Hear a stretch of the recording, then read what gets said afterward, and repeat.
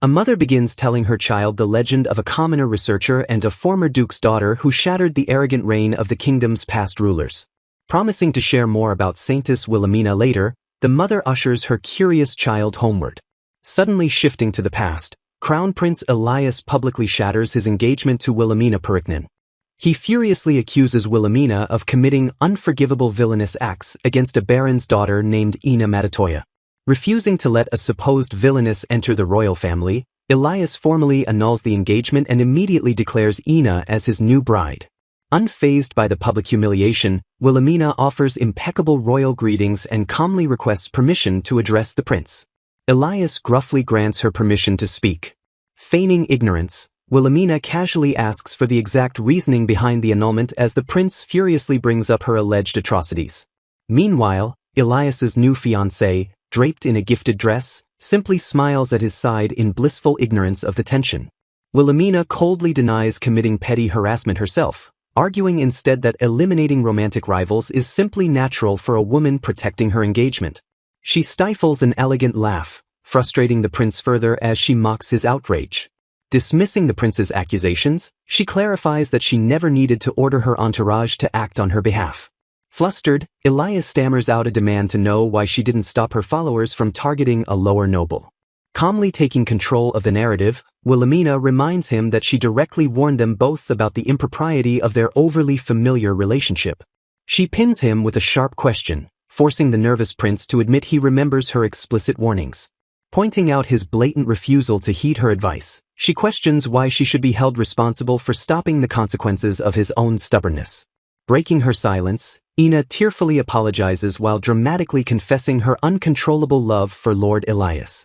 Wilhelmina glares down at the trembling girl and ruthlessly cuts off her empty apologies. Showing no mercy, the former duchess advises the new fiancé to quickly correct her insolent attitude. Maintaining her icy composure, Wilhelmina proudly declares that she detests speaking ill of others behind their backs. She immediately turns her sharp critique back to the prince, pointing out his new lover's glaring lack of royal etiquette. Acknowledging that Ina's natural charm won his heart, Wilhelmina severely reminds Elias that a kingdom will crumble under such an unrefined queen. Desperate to defend Ina, Elias insists she can learn etiquette later before accusing Wilhelmina of committing an entirely unforgivable crime. Whispers of murder ripple through the shocked crowd. Unblinking, Wilhelmina bluntly asks if the prince is referring to the rumor that she attempted to assassinate Ina. The sheer audacity of her casual death threat leaves the onlookers completely stunned. Scoffing at accusations of arrogance, she proudly defends her demeanor as the only acceptable conduct for someone of her high station. Pushed past his breaking point, the crown prince banishes Wilhelmina and orders her to go marry a lowly commoner. Whispers confirm that with the king and queen away in a neighboring kingdom, Elias currently wields absolute authority to enforce this banishment. Undaunted by his temporary royal power, Wilhelmina fiercely questions if the kingdom will truly permit such a flagrant abuse of his authority. Elias claims he is showing mercy by not imprisoning a murderer, but Wilhelmina coldly replies she has nothing but complaints. Grinning maliciously, the prince suggests rewarding a commoner researcher's great achievement by gifting him the daughter of a former duke as a bride. Realizing his cruel scheme, Wilhelmina understands he intends to completely humiliate her by forcing her into a marriage with a commoner. Elias aggressively orders her to await his final decision at her residence. The scene dramatically shifts to the grand exterior of the Periknin ducal estate. Echoing the prince's harsh final decree, the carriage ride home is haunted by his command to await his judgment. Arriving home unusually early, Wilhelmina is greeted by her shocked maid Hilka, who frantically asks what happened, prompting her mistress to announce there is trouble. Maintaining her perfect composure, Wilhelmina casually notes that the incoming trouble is an exceptionally large one. Meeting with her father, she bows deeply and formally apologizes for her utter failure. Her father seems briefly confused until she prepares to calmly clarify exactly what she failed to accomplish.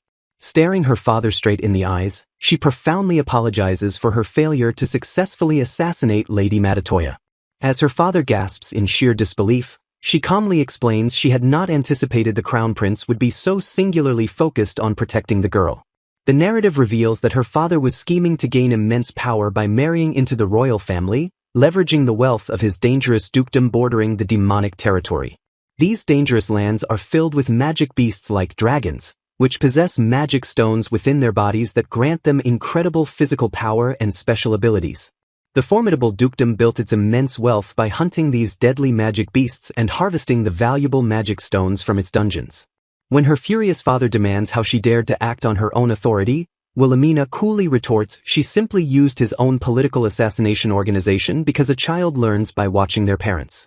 Her father screams in horror about her assassination plot while the narrative reiterates the dukedom's dangerous source of wealth. Refusing to back down from his fury, she firmly reiterates that she was not acting on her own authority but merely learning from his violent political methods. She explains that Lady Matatoya proved to be a formidable threat who ignored all warnings, forcing Wilhelmina to take extreme measures since her father only ever told her to deal with it herself. Sweating nervously, her father shifts the topic and asks about the prince's terrifying threat to marry her off to a commoner. Wilhelmina calmly dismisses the threat as a mere whim and a calculated test to see how far the prince could humiliate her while the king is away. She logically deduces that standard legal procedures or imprisonment would take too much time and would be immediately reversed once the king returns. When her father suggests filing a lawsuit to buy time, she notes that forcing her to marry a commoner is an unconventional gambit but an extremely effective way to instantly destroy her value as a noblewoman. Wilhelmina agrees to the lawsuit but smoothly warns her father that doing so will make the courts assume the assassination attempt was carried out on his direct orders. Twisting the knife further, she reminds him that the assassin she hired is one he is well acquainted with, daring him to bring the messy matter before a judge. Utterly defeated and shaking with fury, her father slams his fist down and orders her to retreat to her room. Back in her private chambers, a weeping Hilka demands to know why her mistress is the one apologizing when she is the one being unfairly punished. Wilhelmina gently explains she simply lost a political battle, and she is only apologizing because she must now leave her loyal maid behind. With a soft, sorrowful expression, she expresses deep regret that she cannot repay Hilka's faithful service and is being forced to cast her aside. Unable to accept this cruel and unfair fate, Hilka tearfully begs her beloved lady to run away with her. Staring down her impending ruin, a proud noblewoman firmly declares that a defeated loser must never surrender her pride. Comforting her distressed maid, she vows that being cast down to a lowly commoner will never strip away her true core identity. Anticipating a harsh exile, she calmly instructs her weeping servant Hilka to start packing her meager belongings immediately. Standing completely resolute in her conviction, she reiterates that a fallen woman must fiercely protect her remaining dignity. She remains entirely unfazed when questioned if she would maintain this haughty pride even if forced to marry a peasant. Wiping away her servant's tears, she reinforces that losing her unyielding pride would mean losing her very soul. Refusing to waste a single second on despair, she once again orders Hilka to prepare for absolute destitution. The very next morning, an official royal messenger arrives at the ducal estate to loudly proclaim the absolute decree of Crown Prince Elias. The herald publicly accuses Wilhelmina of attempting to murder Lady Ina, while hypocritically praising her family's historic loyalty. Listening to the decree, Wilhelmina easily sees through the prince's wretched political maneuvering to discard her while keeping her powerful family as backers. She quickly deduces that her own younger brother, a close aide who suspiciously vanished during the soiree, is heavily involved in this betrayal. The royal decree offers the ducal house full and complete amnesty, provided they immediately sever all ties with their disgraced daughter. To finalize her punishment, Wilhelmina is forcefully ordered to become engaged to a completely unknown man named Alexei Peltra. Realizing the prince is rushing this twisted reward to bypass the absent king, she calmly accepts her immediate banishment. Without a shred of hesitation, she signs the hastily prepared legal documents, officially severing her ties with the nobility forever. Offering a dignified final farewell to her weeping retainers, she thanks them for their loyalty and gracefully departs her childhood home. She quietly scoffs that her family's meager severance pay, though equivalent to years of commoner wages, wouldn't even buy one of her old dresses. A carriage swiftly transports the newly stripped commoner to the royal castle, where guards immediately escort her to an isolated holding room. Left entirely alone inside the chamber, she observes the heavy presence of an armed guard posted firmly outside her locked door.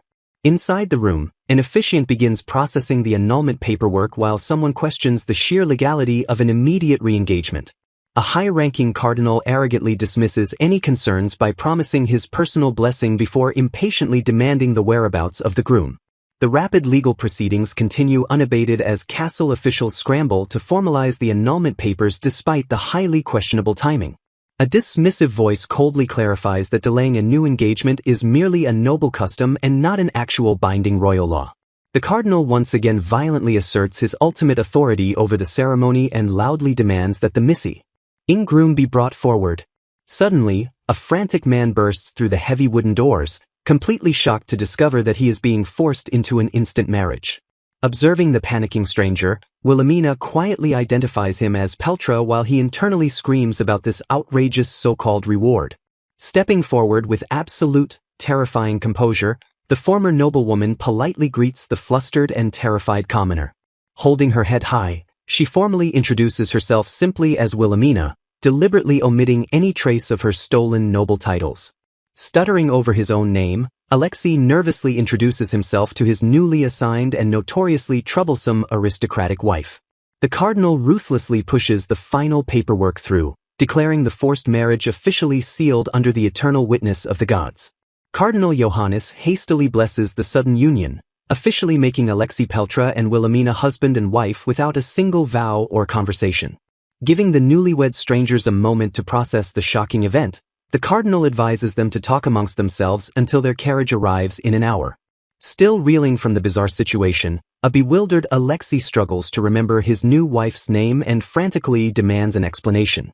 After clarifying his name is Peltra, Wilhelmina calmly drops the bombshell that she was abruptly exiled from her family home just yesterday. Recognizing the name Perikanen, Alexei gasps in shock upon realizing he was just forced to marry a disgraced lady from a powerful ducal house. Wilhelmina coolly explains that she was stripped of her title and ordered to marry him after failing to properly handle her unfaithful fiancé, the crown prince. Outraged on her behalf, Alexei angrily denounces her unjust exile as a completely lawless abuse of royal power. Analyzing their shared predicament, Wilhelmina perceptively deduces that Alexei must have also been an inconvenience to someone powerful to be chosen for this punitive marriage. Alexei bitterly confirms her theory, explaining that commoner researchers like him are quickly shunned by the elite whenever their brilliant results threaten the status quo. Desperate to escape their misfortune, Alexei asks Wilhelmina if they truly have to go through with this forced marriage. Wilhelmina shuts down his hopes by pointing out that the church will fiercely oppose any divorce after a cardinal's blessing, then pivots to ask if he has any more questions. With her turn to speak, Wilhelmina narrows her eyes and bluntly insults Alexei for being a man with absolutely no sense of style. Caught completely off guard, an offended Alexei loudly protests the sudden, unprovoked insult. Frustrated by the entire ordeal, he furiously complains that he was dragged into a forced marriage only to be mocked the moment they met. Unfazed by his outburst, Wilhelmina dryly counters that his own frantic questioning was hardly appropriate for a proper first meeting. She coldly criticizes him for offering tacky excuses about the suddenness of the marriage instead of simply apologizing for his poor manners. Stung by her sharp words, Alexei tries to interrupt her ruthless scolding. Ignoring his protests, Wilhelmina harshly questions why he intended to attend his own title ceremony with messy hair and an ill-fitting suit. Grabbing his oversized collar as proof, she accurately deduces that he views his research as far more important than his own personal appearance. Defeated by her flawless logic, Alexei sheepishly admits that she is entirely correct about his priorities. Striking him on the head, Wilhelmina calls him a fool and argues that a true mad genius wouldn't have bothered showing up to the ceremony at all. She berates him for his sheer disrespect, noting that an ordinary man has no excuse for appearing before royalty without properly managing his appearance. Getting defensive, Alexei argues that commoners simply aren't born with the natural beauty that noble families possess. Secretly amused that he inadvertently called her beautiful, Wilhelmina realizes his understanding of noble society is hopelessly naive. While agreeing that powerful nobles selectively marry to produce fine features, she launches into a lecture about the immense effort required to actually maintain that beauty. Wilhelmina proudly declares that their legendary blue blood is not merely a birthright, but a pristine image forged through a constant accumulation of effort and wealth. Having firmly established her authority, she imperiously orders her new husband to fix his sloppy sleeve. Scolding his lack of comprehension, she reiterates that noble beauty requires sheer effort rather than relying solely on the fine features they are born with. Pressing her point one last time, Wilhelmina reminds him that the allure of blue blood is an illusion carefully maintained by endless time and money. Ending her relentless lecture on presentation, she sharply commands him once again to fix his sleeve. Alexei vehemently declares his intention to avoid royalty and refuse any future titles or honors. Understanding his feelings, Wilhelmina silently acknowledges that completely avoiding high society is a natural reaction to such a cruel ambush. Accepting his choice for now, she secretly resolves to improve his appearance later, reasoning that a husband must look presentable once his heart mends.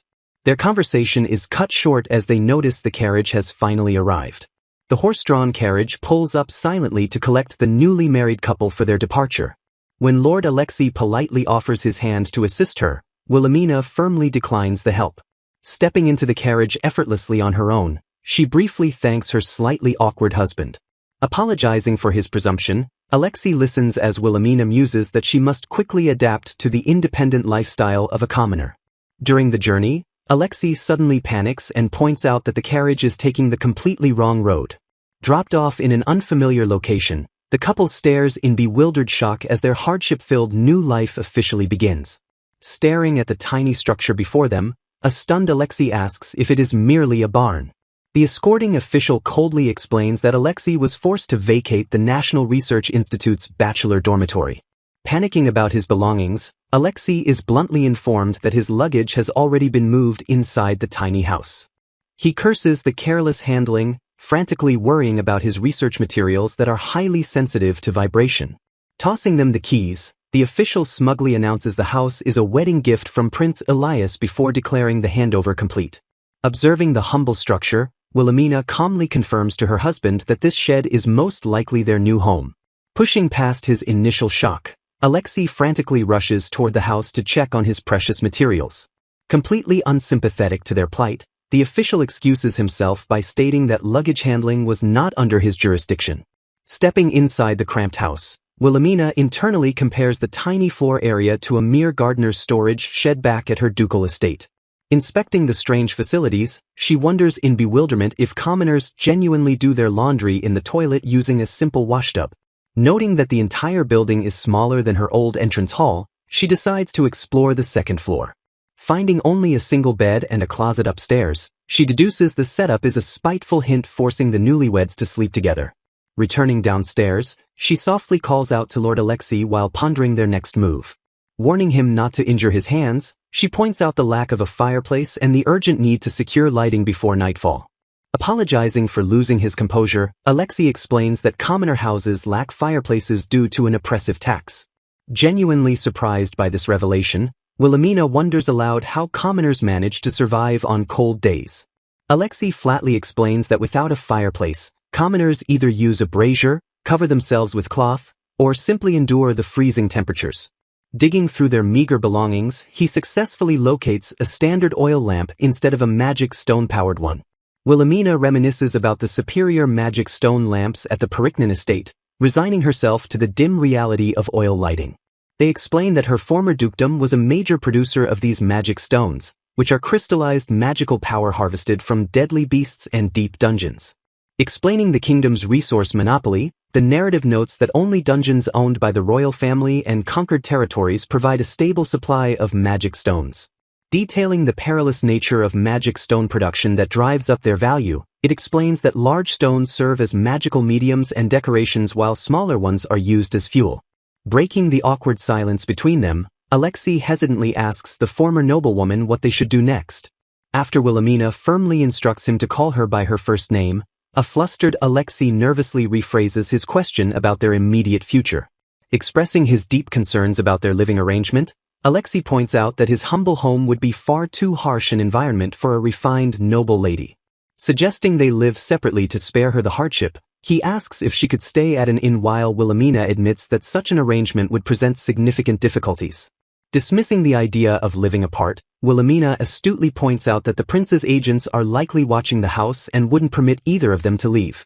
Trapped by her new reality, she internally acknowledges that she completely lacks the financial means to survive on her own outside of Alexei's home. Pondering her grim situation, she reflects on being entirely cast out from her ducal family and stripped of her aristocratic value. Shifting her focus to her new husband, she bluntly assesses Alexei as a scrawny, average-looking commoner bookworm who clearly lacks any experience in treating women properly.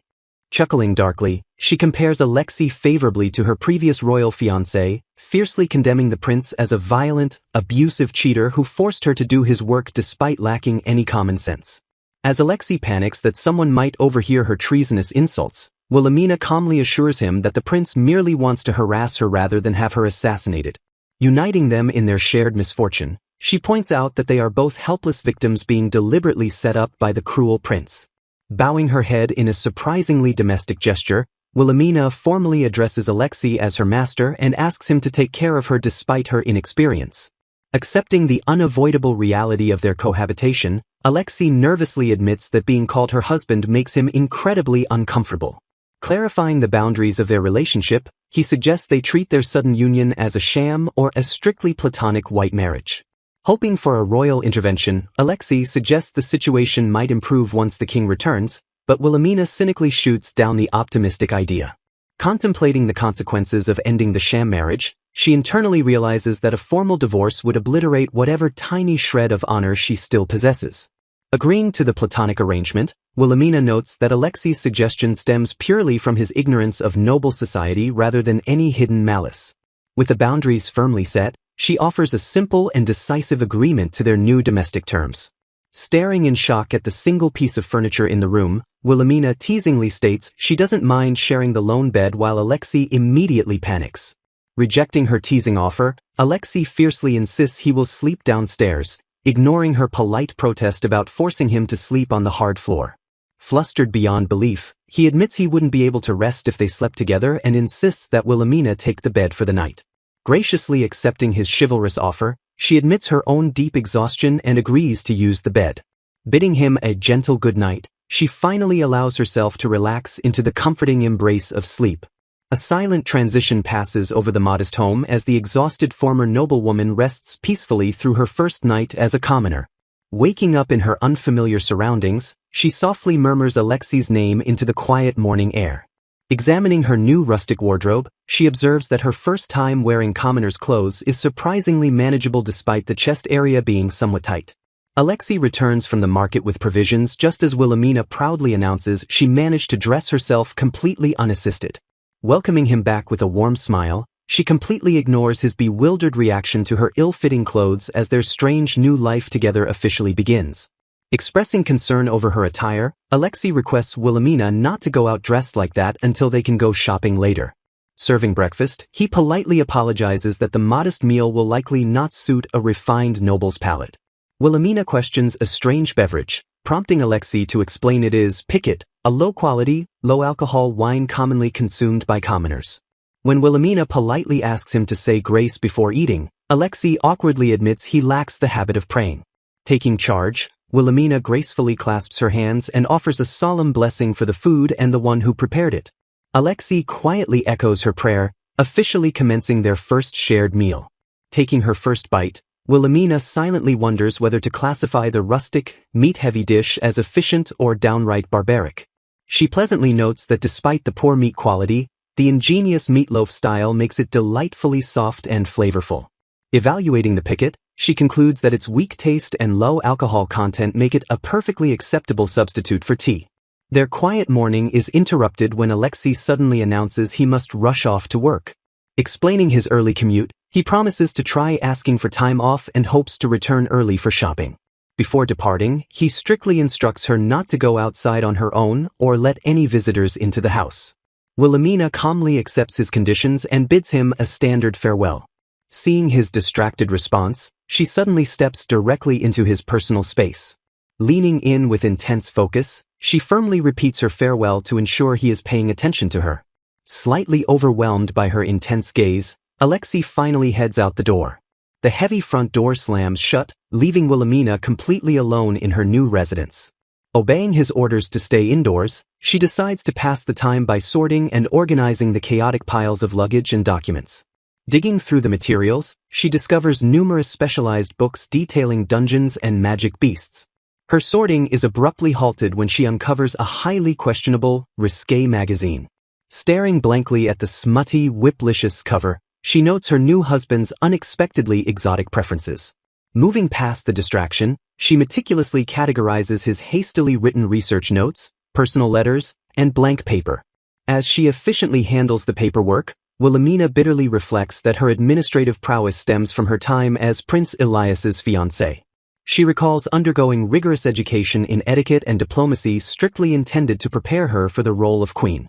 Her frustration mounts as she remembers being forced to study international relations entirely because of the foolish prince's incompetence. Because the royal adults had given up on managing Elias's temper tantrums, dumping his royal workload onto her shoulders had become the established norm. She scowls, realizing she developed these exceptional clerical skills against her will while the prince was out gallivanting with Ina. Refocusing on the task at hand, she categorizes magic stone fragments and deduces the true nature of Alexi's specialized research. After taking a brief lunch break, she effortlessly makes clean, organized copies of Alexi's highly legible notes. Having perfectly finished organizing the chaotic office, she sighs and laments her complete inability to perform normal domestic housework or cooking. Reflecting on her lack of commoner skills like boiling water, Wilhelmina recalls her past experience brewing delicious tea as a high society hostess.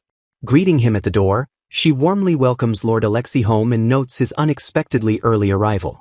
Stepping inside, Alexei confirms he managed to leave work early and announces his return.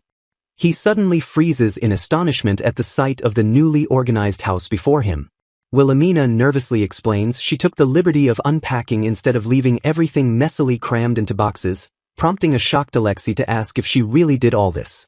Assuring her he doesn't mind at all, he eagerly asks if she also organized his scattered research documents.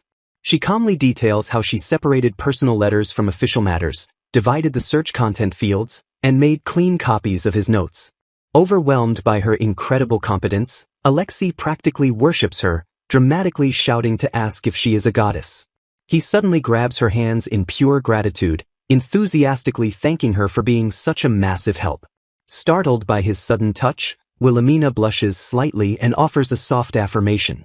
Their moment is interrupted by a sudden visitor who introduces herself through the door as Hilka Hakala, the former lady-in-waiting to Lady Wilhelmina. Bursting into tears at the sight of her mistress, Hilka cries out for her lady during this sudden visit while Wilhelmina gasps her maid's name in pure surprise. Overjoyed by the reunion, Hilka tearfully embraces her beloved lady.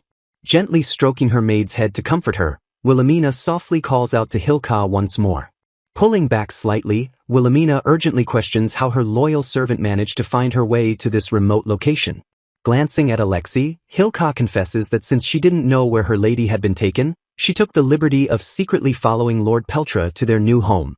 Stunned by this revelation, Wilhelmina immediately asks what will happen to Hilka's official work back at the Periknin estate. Revealing that all the servants are deeply worried for her safety, Hilka explains she had the butler Tarvo relieve her of her duties so the master of the house wouldn't notice. Wilhelmina mentally recalls that butler Tarvo is her highly capable personal butler. Realizing Tarvo is managing the situation, Wilhelmina anxiously asks if any of her personal servants have faced unfair treatment since her sudden exile. Hilka reassures her that no one has been dismissed yet since it has only been a single day, but Tarvo is already preparing letters of recommendation to help them secure new employment. Relieved by the news, Wilhelmina confidently states that leaving the matter in Tarvo's capable hands guarantees he will handle things for the best.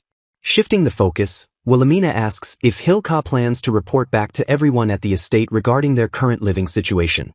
Hilka confirms she will give Tarvo the full details, but will only tell the rest of the worried staff that their lady is safe. Glancing around the cramped room, the maid bluntly adds that it is incredibly hard to pretend her mistress is actually living a comfortable life here. Acknowledging the harsh reality of being thrown in here just last night, Wilhelmina explains they were actually just about to head out and purchase the daily necessities they currently lack. Suddenly noticing her lady's attire, Hilka shrieks in utter horror and loudly condemns Wilhelmina's makeshift outfit as entirely shameless. Springing to her defense, a flustered Alexei aggressively points out that she was thrown out with only a dress and he simply doesn't own any women's clothes for her to borrow.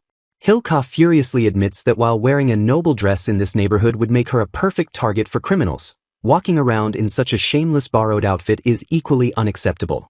Observing the maid's own attire, Alexei realizes Hilka abandoned her usual attendance dress for a standard servant's uniform specifically as a precaution against this dangerous neighborhood. Stepping forward, the loyal maid Hakala politely asks Lord Peltra if she could exchange clothes with Lady Wilhelmina since they share a similar height. Hakala smoothly explains that while a servant's uniform cannot hide her lady's radiant beauty, it will at least help her stand out less in public. Offering further assistance, the maid volunteers to stay behind and diligently guard the house while the newlyweds are out. Peltra hesitates slightly, expressing gratitude for the offer but quietly wondering if he can truly trust a stranger with his home. Stepping up to defend her servant, Wilhelmina fiercely declares that she would choose death before Hakala ever betrayed her. Overwhelmed by the intense declaration, Hakala looks up at her mistress with tearful devotion.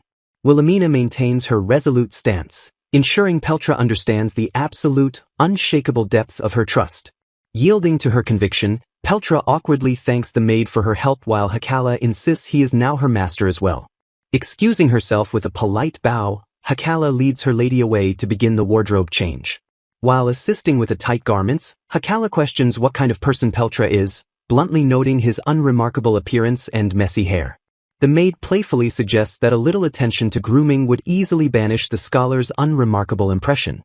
Wilhelmina quietly absorbs her maid's astute observation as she finishes securing the rustic clothing. Wilhelmina points out that Peltra's brilliant and passionate nature as a researcher is exactly why the other nobles shun him and why she was forced upon him as a twisted reward. Suddenly pivoting the conversation, Hakala boldly asks if Wilhelmina has slept with him yet, cheekily declaring Peltra the luckiest man in the world. Completely caught off guard by the brazen question, a deeply flustered Wilhelmina stammers out a shocked protest. Teasing her flustered mistress, Hakala points out the undeniable facts of their single shared bed and Wilhelmina's overwhelming charm.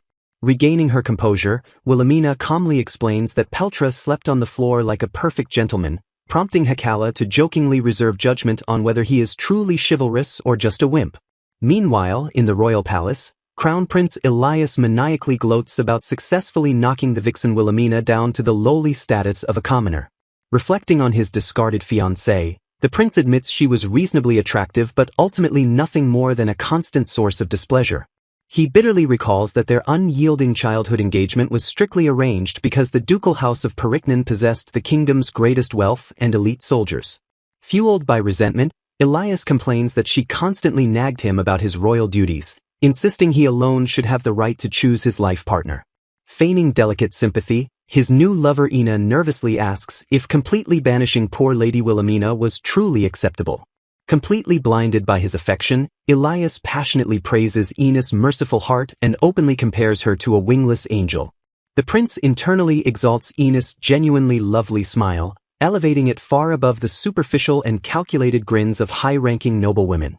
Basking in her gratitude, Elias proudly announces he has prepared a luxurious room in his detached palace for her to inhabit starting today. Blushing deeply, Ina smiles up at the prince with an expression of pure, innocent adoration. Elias smugly reveals his cunning political scheme to bridge their massive status gap by having Ina formally adopted into the ducal house of Periknon while holding their heir hostage as a close aid to guarantee compliance. Gloating over his own perceived brilliance, the prince brags that his masterful manipulation will leave the king, the church, and the House of Lords absolutely powerless to object. Dismissing the heavy burden of a future queen's duties, Elias confidently assures Ina that she will master the role effortlessly compared to his former fiancé. Beaming with enthusiastic submission, Ina eagerly promises to do her absolute best to meet his expectations and secure her place at his side. Prioritizing his romance over his duties, Prince Elias proposes an afternoon stroll in the castle's rose garden to his new fiancée, casually leaving the trivial details to a lady-in-waiting. Overjoyed by the invitation, Ina cheerfully accepts the prince's offer and promises to eagerly await their romantic rendezvous. Returning to his office, Elias furiously berates his staff upon discovering an unmanageable mountain of unorganized paperwork towering over his desk. Unfazed by his outburst, the weary officials simply explain that the massive stack consists entirely of documents desperately awaiting the crown prince's official approval. Demanding an explanation for the supposedly impossible workload, Elias threatens his subordinates while they calmly assert that this sheer volume of work is completely normal. Glaring impatiently as he threatens them with execution for wasting his time, Elias listens as an official points out that his duties have naturally increased since the king and queen departed on a royal tour.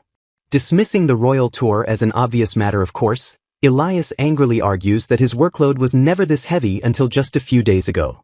Mentally calculating the timeline, The confused prince realizes he has been acting as regent for half a month without ever seeing such a terrifying accumulation of documents. Hesitantly addressing the core of the problem, the official reveals the second reason by asking if His Highness recalls passing all of his royal duties onto Lady Wilhelmina. Observing the blank stare on the prince's face, the exasperated staff instantly realizes that Elias has absolutely no memory of delegating his work. With shameless confidence, Elias bluntly declares that he has absolutely no recollection of ever making such a reckless arrangement. Sighing at his incompetence, the official painstakingly explains that Wilhelmina had actually been flawlessly handling 80% of the Crown Prince's official approvals for the past several years. The official further reminds the oblivious prince that when the regent workload first arrived half a month ago, Elias explicitly ordered them to dump the entire burden onto his fiancée. Genuinely baffled by the revelation, Elias questions his own past orders while the exhausted officials stare back in complete disbelief at his amnesia. Brushing off his negligence, Elias arrogantly rationalizes that he was far too busy plotting Wilhelmina's downfall to remember such trivial administrative details. Refusing to take responsibility, the prince aggressively orders his officials to process the paperwork themselves if a mere woman was capable of doing it. The staff firmly shuts down his demand, explaining that Wilhelmina was only legally authorized to approve documents because Elias had highly improperly entrusted his official royal seal to her. Feeling his authority being questioned, the petulant prince glares at his subordinates and complains that he finds their blunt phrasing rather unpleasant. Bowing their heads to placate his fragile ego, the weary officials quickly offer their sincerest apologies for stating the facts too plainly. Dropping the retrieved royal seal onto the prince's desk, the officials practically demand to know how Elias plans to handle the crushing workload now that his proxy is gone. When the desperate staff asks if he intends to legally entrust the royal seal directly to the civil officials, Elias stares at the stamp in total incomprehension. Rejecting their logical solution outright, Elias fiercely guards the seal and screams that handing it over to common officials would completely undermine his royal authority. Meanwhile, out in the bustling city streets, Alexei thoughtfully suggests that their first priority should be purchasing some proper clothes for himself. Stopping dead in her tracks with a troubled expression, Wilhelmina prompts a concerned Alexei to turn around and ask what is wrong.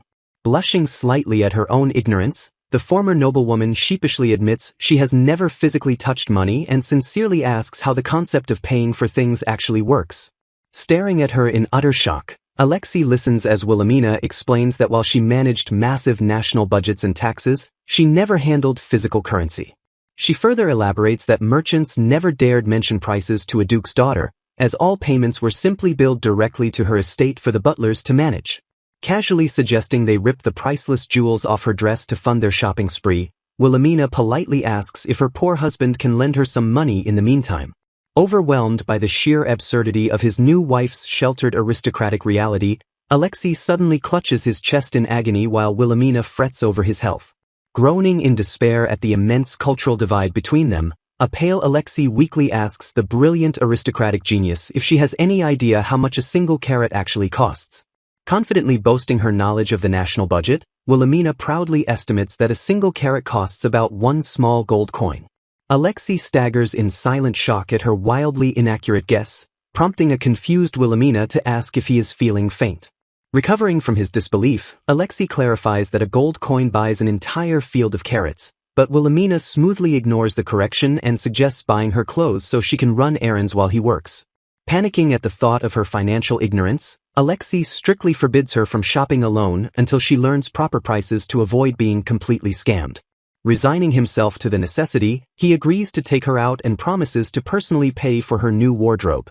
Handing down a stern warning, he orders her to stick strictly to the main streets and only venture out during the daytime for her own safety. Absorbing his serious tone, Wilhelmina silently deduces that their new neighborhood is far from safe.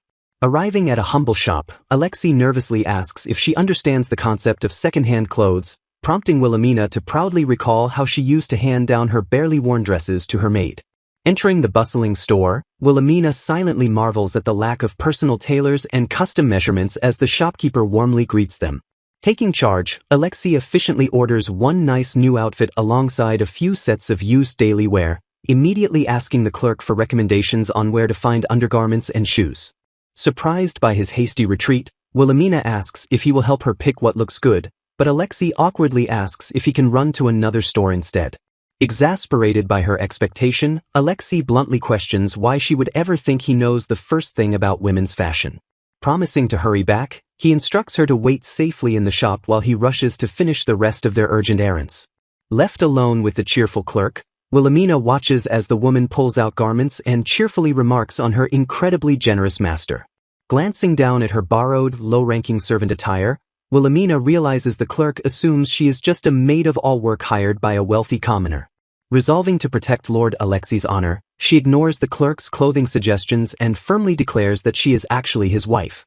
The cheerful shopkeeper instantly freezes, staring at her in absolute, stunned silence at the shocking revelation.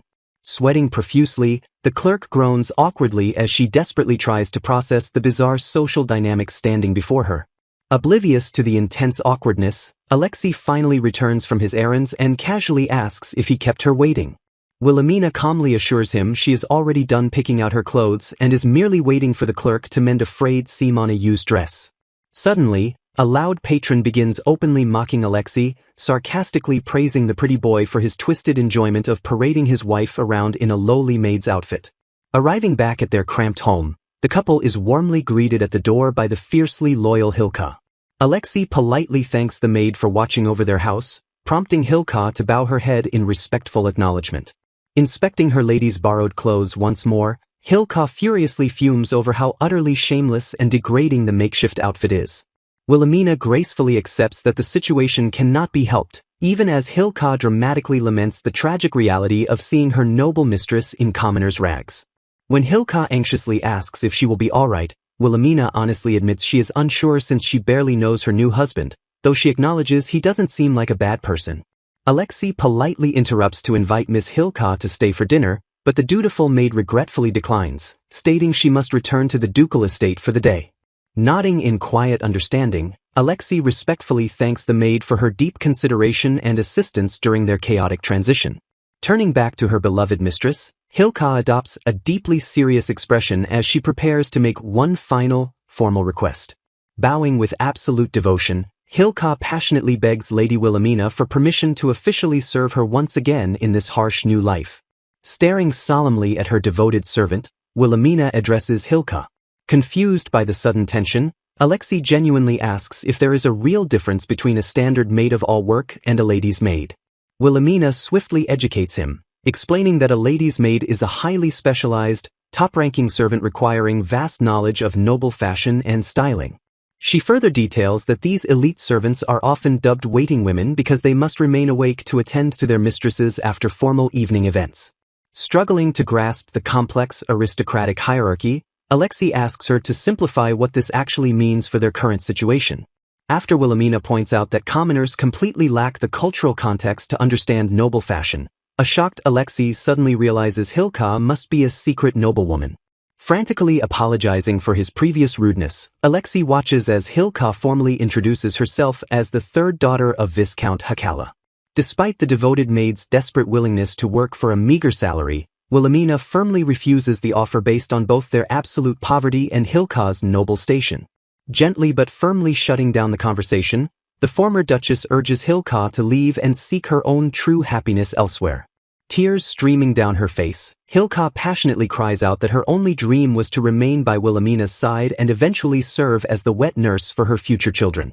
Deeply moved by the profound declaration of loyalty, Wilhelmina softly admits her honor but painfully reminds her friend that such a dream is entirely impossible in this rundown shack.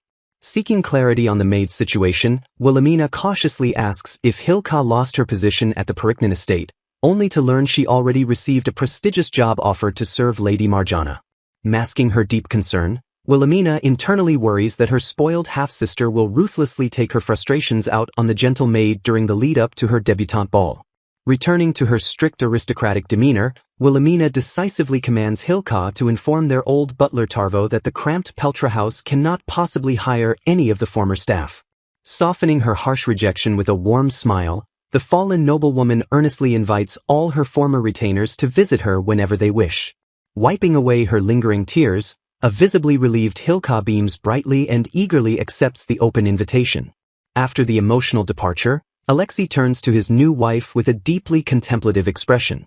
Breaking the quiet atmosphere, He openly marvels at the undeniable fact that she was clearly beloved by her household staff. Acknowledging his observation with quiet gratitude, Wilhelmina listens intently as Alexei admits he is struggling to figure out which version of her is the true reality. He confesses that despite his total apathy toward high society, the pervasive rumors painting her as a vicious villainess had effortlessly reached his ears. Alexei recounts the kingdom's dominant narrative, detailing how the capital universally praises the merciful Prince Elias for righteously replacing his cruel fiancée with the supposedly kind-hearted Lady Ina. Admitting he initially swallowed the widespread gossip without a second thought, Alexei pauses thoughtfully when Wilhelmina asks for his current opinion on the matter. Demonstrating his sharp intellect, Alexei theorizes that the rumors are likely a deliberate lie intentionally manufactured by rulers to easily manipulate and govern the naive populace.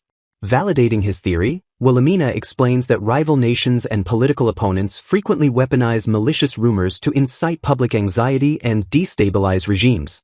Sighing in self-deprecation, Alexei admits it is rather pathetic that he only recognized the mechanics of political propaganda after becoming a direct casualty of it. Intrigued by his evolving mindset, Wilhelmina smoothly asks what exactly convinced him to reject the kingdom's lies and trust her hidden truth. Applying ruthless logic, Alexei points out that a truly merciful prince would never brutally inflict an unwanted marriage upon an innocent commoner as a twisted reward. Amused by his blunt but incredibly accurate deduction, Wilhelmina stifles a soft chuckle and encourages him to finish evaluating her supposed villainy. Reflecting on their explosive first encounter, Alexei confesses he initially assumed she was just another violently arrogant aristocrat after she slapped him across the face. Holding his gaze with piercing intensity, Wilhelmina challenges him to declare exactly what he thinks of her now. Observing her respectful demeanor and Lady Hilka's deep loyalty, Alexei thoughtfully admits he is starting to realize Wilhelmina could not have been a truly villainous mistress. Prompted by his realization, an awkward Alexei apologizes for slapping her earlier, but Wilhelmina dismisses his guilt by explaining she simply demands the same strict standards from others that she sets for herself. Refusing the apology entirely, she calmly reasons that his violent reactions simply meant he had judged her to be a highly ill-mannered commoner who genuinely deserved physical correction. Gazing back at her intense expression, Alexei quietly murmurs his absolute agreement with her flawlessly logical assessment. Seeking total clarity, Alexei asks if the rumors of her bullying Ina were completely fabricated, prompting Wilhelmina to fiercely swear she would never stoop to such petty harassment. Digging deeper into the dark rumors, Alexei nervously asks if the horrifying story about her attempting to assassinate Ina was also a lie, only for Wilhelmina to immediately and coolly confirm that part is actually true. Justifying her lethal actions, Wilhelmina ruthlessly explains that she simply applied the standard noble right to strike down insolent inferiors after the lower-ranking baron's daughter repeatedly ignored her direct warnings. Slightly stunned by her casually lethal logic, Alexei hesitantly questions if ordering a direct assassination is truly considered appropriate conduct for a refined noblewoman. Admitting her regret at failing the mission, Wilhelmina maintains her actions were entirely appropriate while Alexei asks why she couldn't simply condemn the unfaithful crown prince in a formal court of law. Revealing her deep political foresight, Wilhelmina explains that publicly ruining the crown prince's reputation would severely damage the state, leading Alexei to realize she chose silent assassination purely out of duty. Absorbing her chilling but pragmatic rationale, Alexei thoughtfully admits he finally understands her motivations, even if he cannot confidently agree that assassination was the morally correct choice. Feeling a surprising warmth in her heart as she realizes he is genuinely trying to understand her, Wilhelmina listens closely as Alexei asks if she still feels bound by duty to the royal family. Coldly severing her past loyalties, Wilhelmina declares that her affections have entirely run out because the seemingly decent king and queen ultimately enabled the crown prince's unchecked arrogance. Resonating with her profound sense of betrayal, Alexei softly murmurs his complete agreement while reflecting on his own unfair treatment. Breaking the heavy silence, Alexei tentatively voices a sudden hope, hypothetically proposing a future where his brilliant research finally succeeds and earns him a highly respectable position. Smiling warmly at his new wife, he suggests that once he achieves that success, they could comfortably hire Lady Hilka and her loyal retainers back, seamlessly transitioning to suggesting they eat their waiting dinner. Deeply touched by his incredibly kind and ambitious proposition, a visibly moved Wilhelmina eagerly agrees to his heartwarming vision. Sitting peacefully at the dinner table, Wilhelmina silently hopes that such a beautifully reassuring future truly comes to pass someday. Sometime later, the serene atmosphere is completely shattered when an energetic young girl named Seni suddenly bursts into the home, loudly declaring she is here to apply for the maid-of-all-work position. Startled by the sudden and chaotic intrusion, Wilhelmina stares blankly as she tries to process the boisterous young arrival. Without missing a single beat, the highly enthusiastic Seni confidently thrusts forward a sealed letter of recommendation to instantly prove her qualifications. Recognizing the familiar handwriting, Wilhelmina confirms the document is a valid recommendation from Tarvo while silently lamenting yet another sudden visitor. Launching directly into an impromptu interview, Wilhelmina questions Seni about her previous mansion experience, prompting the girl to proudly detail her 4 total years working as an apprentice and regular maid. Pressing for specific details regarding her daily duties, Wilhelmina listens as Seni eagerly lists off her extensive experience handling essential menial tasks like washing dishes and managing laundry. Continuing her rapid-fire assessment, Wilhelmina sharply inquires about the girl's literacy, leading Seni to honestly admit she can read adequately but struggles with exceptionally poor writing skills. Connecting the dots regarding Seni's sudden availability, Wilhelmina mentally scolds her foolish father for recklessly terminating his surplus staff and actively ruining the Parakanen reputation now that she is gone. Suspecting a hidden motive behind the application, Wilhelmina points out Seni could easily find better working conditions elsewhere and directly asks if they knew each other personally before this. Looking slightly flustered by the intense questioning, Seni nervously shakes her head and completely denies ever having a direct personal relationship with the former noblewoman. Revealing her true motivation, Seni enthusiastically praises Wilhelmina's legendary kindness, recalling how the noblewoman always protected her servants from unjust punishments and generously bought them sweets. Brushing off the incredibly heartfelt praise, Wilhelmina maintains her regal composure and coolly asserts that protecting and generously treating her subordinates was simply a natural duty. While scrubbing floors, a young maid fondly recalls tales of Lady Wilhelmina's legendary kindness, a stark contrast to the brutal whippings rumored at rival mansions. Shrugging off the dark rumors, the impoverished maid eagerly accepts the position since her current pitiful wages barely cover the cost of cheap sweets. Breaking the quiet silence of their humble new home, Wilhelmina softly calls out to her husband. Listening intently to her calculated proposal, Alexei acknowledges her desire to bring a highly capable young lady into their modest household. Wilhelmina firmly points out that placing standard advertisements would be entirely useless in attracting better personnel to their lowly estate. Smoothly manipulating his perception, she casually suggests he simply view the new hire as a generous favor secretly arranged by her fiercely loyal former butler. Completely sold on her flawless logic, Alexei enthusiastically welcomes the unseen maid into their care. Securing the financial details with ruthless efficiency, she formally requests he hire the girl strictly at the standard minimum wage. Nodding his agreement, Alexei generously promises to elevate the new servant's working conditions if her daily performance proves satisfactory. Sealing their practical negotiation, the exiled commoner household officially welcomes the energetic, small-statured Seni into their ranks. Staring thoughtfully into the distance, Wilhelmina fondly reminisces about Hilka and the fiercely dedicated attendants she was forced to leave behind. Defying their sudden lack of pay, her devoted former staff continuously flood the tiny house to check on her safety while bearing thoughtful souvenirs. Eager to adapt to her harsh new reality, Wilhelmina awkwardly attempts to learn basic chores from Seni, who instantly dominates the kitchen with her superior culinary skills. Strictly banned from ever touching the cooking counter, Wilhelmina efficiently pivots into a secretarial role compiling Alexei's chaotic research while tackling the endless laundry. Buried deep in his academic texts, Alexei absent-mindedly mutters a complex historical question about when 2 legendary factions officially parted ways. Yielding the first floor entirely to their new maid, a heavily exhausted Alexei officially relocates his sleeping quarters to the cramped upstairs bedroom. Witnessing their glaringly separate sleeping arrangements, a highly amused Seni maliciously concludes the master is an even bigger pathetic coward than the circulating rumors suggested. Completely blind to the crude street slang, an innocently bewildered Wilhelmina questions what farm chickens and sweet cherries could possibly have to do with their marriage. Frantically waving her hands to kill the topic, Seni confidently assures her clueless mistress that the master's laundry conclusively proves he is no impotent weakling. Shifting abruptly to the dazzling royal court, an ocean of groveling nobles enthusiastically celebrates the triumphant return of His Majesty King Vainamo from his foreign tour. Towering over his kneeling subjects, The imposing monarch graciously accepts the excessively warm reception radiating from the nobility. Slicing through the endless pleasantries, King Vainamo issues a chillingly direct command for Prince Elias to meet him privately in the exclusive White Lotus chamber.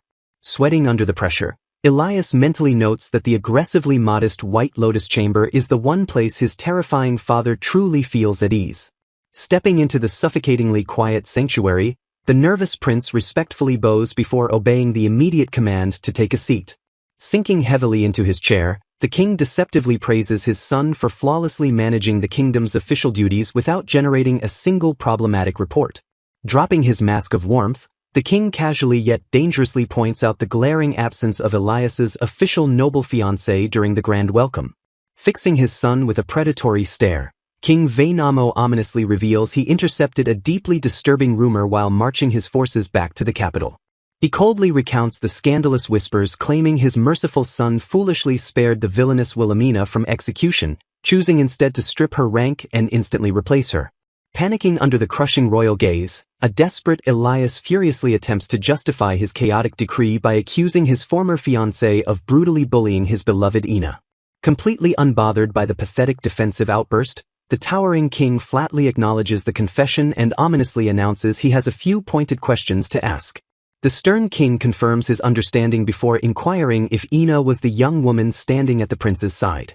With a dismissive gesture, the monarch immediately criticizes the girl for completely lacking the basic courtesy expected of a proper lady.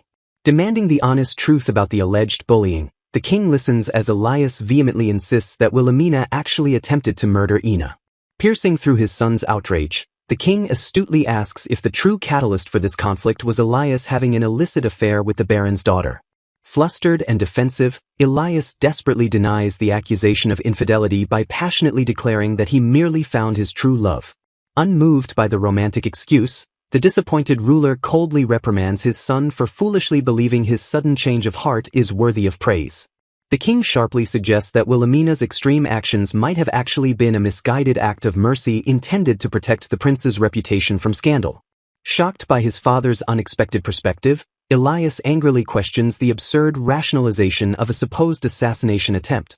The king reminds Elias that public infidelity would ruin him, forcing the prince to hastily condemn Wilhelmina at the ball while Elias furiously rejects the idea of her possessing noble intentions. Cornering his son, the monarch forces Elias to confirm that he arbitrarily married his ex-fiancée off to a lowly commoner without any royal consultation. Losing his patience entirely, the furious king roars at his son for acting like an absolute fool. King Vainamo fiercely reminds Elias that he shattered an engagement contract forged directly in the monarch's own name. Leaving the prince stunned, the king brutally clarifies that Wilhelmina's alleged villainy is completely irrelevant to the actual crime committed against the crown. Exposing the depth of the corruption, Vainamo reveals he knows Elias used royal shadow operatives to spread malicious rumors and manipulated a cardinal to force the commoner marriage. Mocking his son's clumsy political maneuvering as cheap trickery, the king notes they still need to uncover how the powerful Duke of Perignon was persuaded to agree. Elias smugly reveals that the Duke himself proposed adopting Ina, prompting the king to admit the scheme is so thoroughly entrenched that even his royal authority cannot easily overturn it. Warning of the heavy burden of power, the king solemnly reminds Elias that acting as his proxy carries immense and irreversible weight. Eagerly seizing on his father's hesitation, Elias desperately asks if his controversial engagement to Ina is finally officially recognized. Yielding to the political reality, the weary king officially acknowledges the annulment while Elias bows in deep gratitude. Casting a dark shadow over the victory, King Vainamo ominously warns that ruling poorly alongside Ina will guarantee their absolute ruin. Dismissing the terrified prince from his sight, the king silently stews as Elias hastily retreats from the throne room. Left entirely alone in the echoing chamber, the weary ruler heavily contemplates the disastrous consequences of his son's reckless actions. Burdened by immense guilt, King Vainamo quietly mutters a sorrowful apology to the discarded Lady Wilhelmina. Transitioning to a different household, a young lady politely asks Hilka if she has a moment to spare. Pausing her duties, the ever-loyal Hilka immediately gives her full attention to her mistress. The young lady explains her desire to visit the capital's central district and asks Hilka to accompany her while expressing the need to hire a reliable guard. Considering the dangerous request carefully, Hilka realizes she knows exactly who to call for protection. Stepping aside, Hilka introduces a rugged man, explaining that he once faithfully served as her own personal guard. Gesturing toward the stoic warrior, she formally introduces the imposing man as Jacob. She assures her mistress that Jacob remains fiercely loyal to House Periknon and successfully escorted her as a guard during her recent relocation. Accepting Jacob's profound gratitude, Wilhelmina warmly thanks her loyal retainer for his dedicated service. A brief silence hangs in the air as they prepare to depart for their sudden excursion. When Jacob asks for their destination, Wilhelmina immediately directs him to head toward the bank first. Upon their arrival, Kremedi, the head of the bank, respectfully greets Lady Wilhelmina and expresses his immense honor at finally meeting her. Returning the formal greeting, Wilhelmina gently corrects him, stating she no longer holds the noble status to be addressed as a lady. Kremedi stares at her silently, processing the harsh reality of her unjust demotion from high society. Comparing her to a fallen phoenix whose worth never diminishes, Kremedi openly expresses his dismay at the crown prince for unjustly lowering her status. Quickly silencing him, Wilhelmina warns that listening ears might hear them discuss her delicate loss in a dangerous political struggle. Hesitantly backing down, Kremedi awkwardly acknowledges her warning while still harboring his deep frustrations over the situation.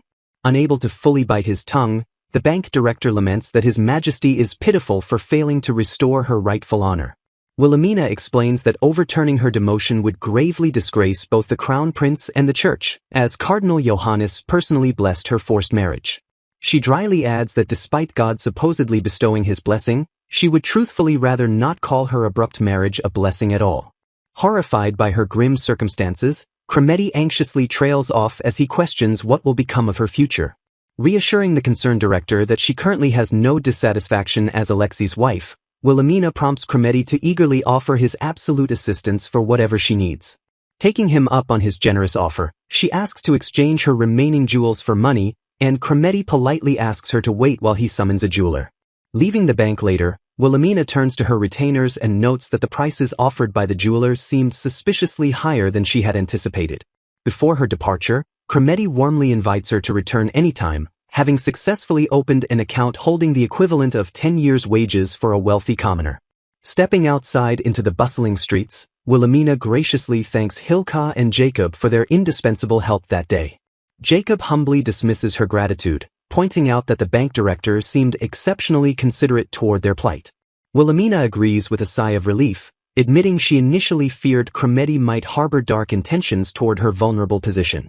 Shocked by her grim mindset, her retainers repeat her words in disbelief as they question what kind of danger she expected from a simple banker. She bluntly explains the harsh reality that a noblewoman stripped of her status and cast down to a commoner could easily be kidnapped and sold to a brothel. Elaborating on the grim statistics, she notes that the best a fallen high noble's daughter can usually hope for is temporary work as a maid before inevitably ending up in the slums. Suddenly interrupting her dark lecture, Jacob softly alerts them that they are being followed and asks if he should shake off their mysterious pursuers. Wilhelmina calmly speculates that the stalkers could be simple thieves, royal spies, or even Kremedi's agents arranged to either protect or strike her, though they thankfully kept their distance. Advising her loyal retainers not to worry too much about the failed tale, she simply warns Hilka and Jacob to remain cautious when navigating the area in the future. Bowing their heads in deep respect, Hilka and Jacob strictly promise to obey Lady Wilhelmina's command to stay vigilant.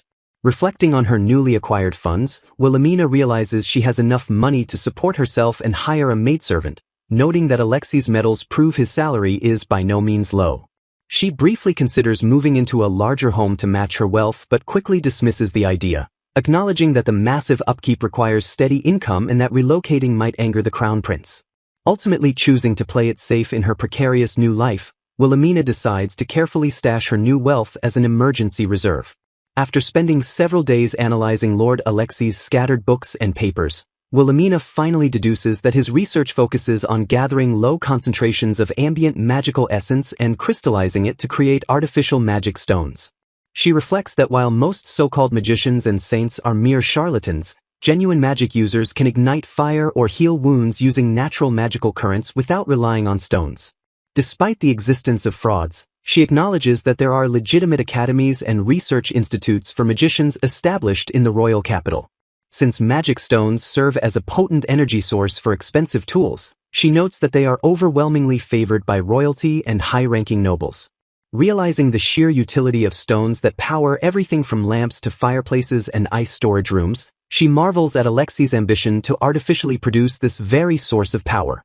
Staring at his complex notes, she is struck by just how revolutionary his groundbreaking research truly is. Pondering why Prince Elias would deliberately obstruct such promising work by forcing a marriage, she notes that despite some dismissing it as a pipe dream, Alexei has actually produced tangible results. She logically determines that the arrogant prince and the lowly researcher shouldn't share any direct acquaintances. Piecing the political puzzle together, she realizes that a rival faction leader or high-ranking scholar must have maliciously suggested Alexei's name when the royals were seeking an unimpressive commoner to humiliate her with. Breaking her deep concentration, Seni casually interrupts to ask what her mistress can't make sense of. Wilhelmina clarifies she is puzzling over Alexei's research, prompting Seni to admit she found the books to be complete gibberish when she peeked at them during cleaning. Lamenting the overly difficult wording of the specialized texts, the young maid innocently wishes the master kept more fun books around that even she could read. Piqued by the implication, Wilhelmina turns her head and curiously asks if the maid actually found some readable materials. Seni enthusiastically reveals that the secret stash of books the master hides behind his bookshelf was actually pretty interesting. A stunned silence falls over the room as Wilhelmina suddenly realizes exactly what kind of hidden books her new husband has been secretly reading. Later that evening, Alexei returns from work, and Wilhelmina gracefully welcomes him back to their humble home. She politely requests a moment of his time, prompting a curious Alexei to pause and ask what she needs. Apologizing for the intrusion, she explains that she took the liberty of reading some of his books while organizing his chaotic research notes. Expressing his gratitude for her continuous help, he listens intently as she mentions examining his documents. Impressing him with her sharp intellect, she directly asks if his work is essentially about gathering ambient mana and crystallizing it into artificial magic stones. Alexei commends her perfect understanding, especially since nothing explicitly written in those texts states his goals so directly. She explains that she connected the dots using his wide-ranging books, bookmarked sections, fragmentary notes, and the specific subject for which he was previously awarded a medal. Confirming her brilliant deduction, Alexei admits he wants to create magic stones from invisible mana itself, prompting her to praise it as a revolutionary study capable of cementing his name in history. Modestly dismissing her praise as a massive exaggeration, he denies that his work could turn the world upside down, leading her to question if the research will still take a long time to bear fruit. Rubbing his chin thoughtfully, a hesitant Alexei admits he honestly cannot say when it will be finished. He confesses he still doesn't know if his theory is completely correct or practically applicable, which causes Wilhelmina to press him on whether the core theory itself is actually complete. Confirming his theory is finished but impossible to test, he awkwardly evades her sharp follow-up question regarding why his own institute refuses to verify his findings. Reminding him of how he frantically mourned his damaged equipment upon moving in, she points out that an openly supported researcher wouldn't be forced to conduct secret, fragile experiments at home. Alexei tries to justify the delay by claiming the institute's limited budget pushes a commoner's work aside, but she finds it highly suspicious that a young, decorated researcher would face such extreme roadblocks. Combining his lack of funding with the malicious nature of their forced marriage, Wilhelmina astutely concludes that he is being deliberately and coldly suppressed at his own institute. Wilhelmina softly inquires if Alexei faces resentment from the institute directors because of his commoner status, noting his time spent in an orphanage. Brushing off her apologies for the intrusive question, Alexei explains that his childhood ended tragically when his skilled adventurer parents never returned from a magic stone hunt. He defines magic stone hunters as brave individuals who risk their lives slaying mighty monsters or delving deep into perilous dungeons to mine the valuable resources. Acknowledging the extreme danger, he reveals that while securing a massive stone can bring a sudden fortune, the lethal profession leaves countless hunters dead or severely injured. Driven by the tragic loss of his parents, he initially wanted to train his body to take violent revenge on the monsters, but quickly realized he possessed absolutely no physical talent. Pivoting to his intellectual strengths, he earned a scholarship to become a state researcher but constantly struggled to pursue his true passions within an institute dominated by the privileged sons of nobility. Wilhelmina nods in understanding, observing that aristocratic families routinely send their educated younger sons to the academy since they cannot inherit the family headship. Staring intently at the young scholar, she astutely points out that his desire for revenge hasn't been abandoned, but merely sublimated into a higher intellectual purpose. She correctly deduces that advancing his research will drastically reduce hunting fatalities, ensuring far fewer wives and children are left behind to suffer the same tragic loss he endured. Comforted by her insightful perspective, Alexei admits that despite his noble goals, the Institute ruthlessly halted his project by cutting off all his funding and personnel. Without missing a beat, Wilhelmina suddenly produces a heavy leather pouch, leaving Alexei staring in complete confusion. Pouring a glittering pile of coins onto the table, she boldly offers the fair sum as initial research funds so they can see his life's work through to the very end. Overwhelmed by the sudden display of wealth, Alexei violently recoils and shouts that the massive pile of coins is an absolute fortune. He stammers that such an astronomical amount could easily sustain them in frugal commoner comfort for more than a decade. Maintaining her icy composure, Wilhelmina quickly shoots down his awe by bluntly stating that the money is nowhere near enough to fund a proper research endeavor. As Alexei fiercely tries to reject the offering by citing the genuinely enormous budgets required by national academies, the former Duchess calmly reminds him that she deeply understands the flow of large-scale capital. She casually dismisses the fortune as mere pocket change to high nobles, revealing that half came from selling gems ripped from her old dresses while the rest is her meager ducal severance pay. Leaving Alexei trembling at the concept of pocket change, she pragmatically asks him to estimate exactly how many times they need to multiply this initial sum to fully complete his research. Caught completely off guard by the sudden business proposition, the flustered scholar weakly guesses they might need 10 or 20 times the current amount. Unfazed by his hesitation, Wilhelmina confidently declares they will simply multiply the sum 100-fold first so he can properly commence his work. While Alexei internally panics at the sheer impossibility of the task, she calmly explains that she will handle the logistics but absolutely requires his full cooperation. Revealing the first phase of her master plan, she decisively orders that they will use the initial funds to drastically polish his current unremarkable appearance. Frustrated by the superficial demand, Alexei desperately protests that he would rather spend his precious time advancing his actual research instead of worrying about fashion. Cutting off his complaints, Wilhelmina ruthlessly explains that possessing an impeccable appearance is the absolute first step required to secure serious money. She outlines her strategy to target great nobles and wealthy merchants, reminding him that the staggering sums he needs are nothing more than pocket change to the kingdom's elite. She promises that if he can present himself as an excellent investment offering massive future returns, securing immediate immense wealth is entirely possible. When Alexei bitterly recalls being violently rejected by investors in the past, she confidently predicts that under her guidance, those same elites will soon be begging to lend him money. Mercilessly dissecting his previous failures, she points out that no sane benefactor would ever invest in a man who shows up wearing an oversized, ill-fitting tailcoat. Delivering a harsh lesson in aristocratic reality, she lectures the clueless scholar that stepping into the elite world requires understanding that manners make a man and appearance absolutely determines his worth. Finally bowing to her superior social knowledge, Alexei nervously surrenders to her authority just as Wilhelmina enthusiastically launches his immediate total makeover project.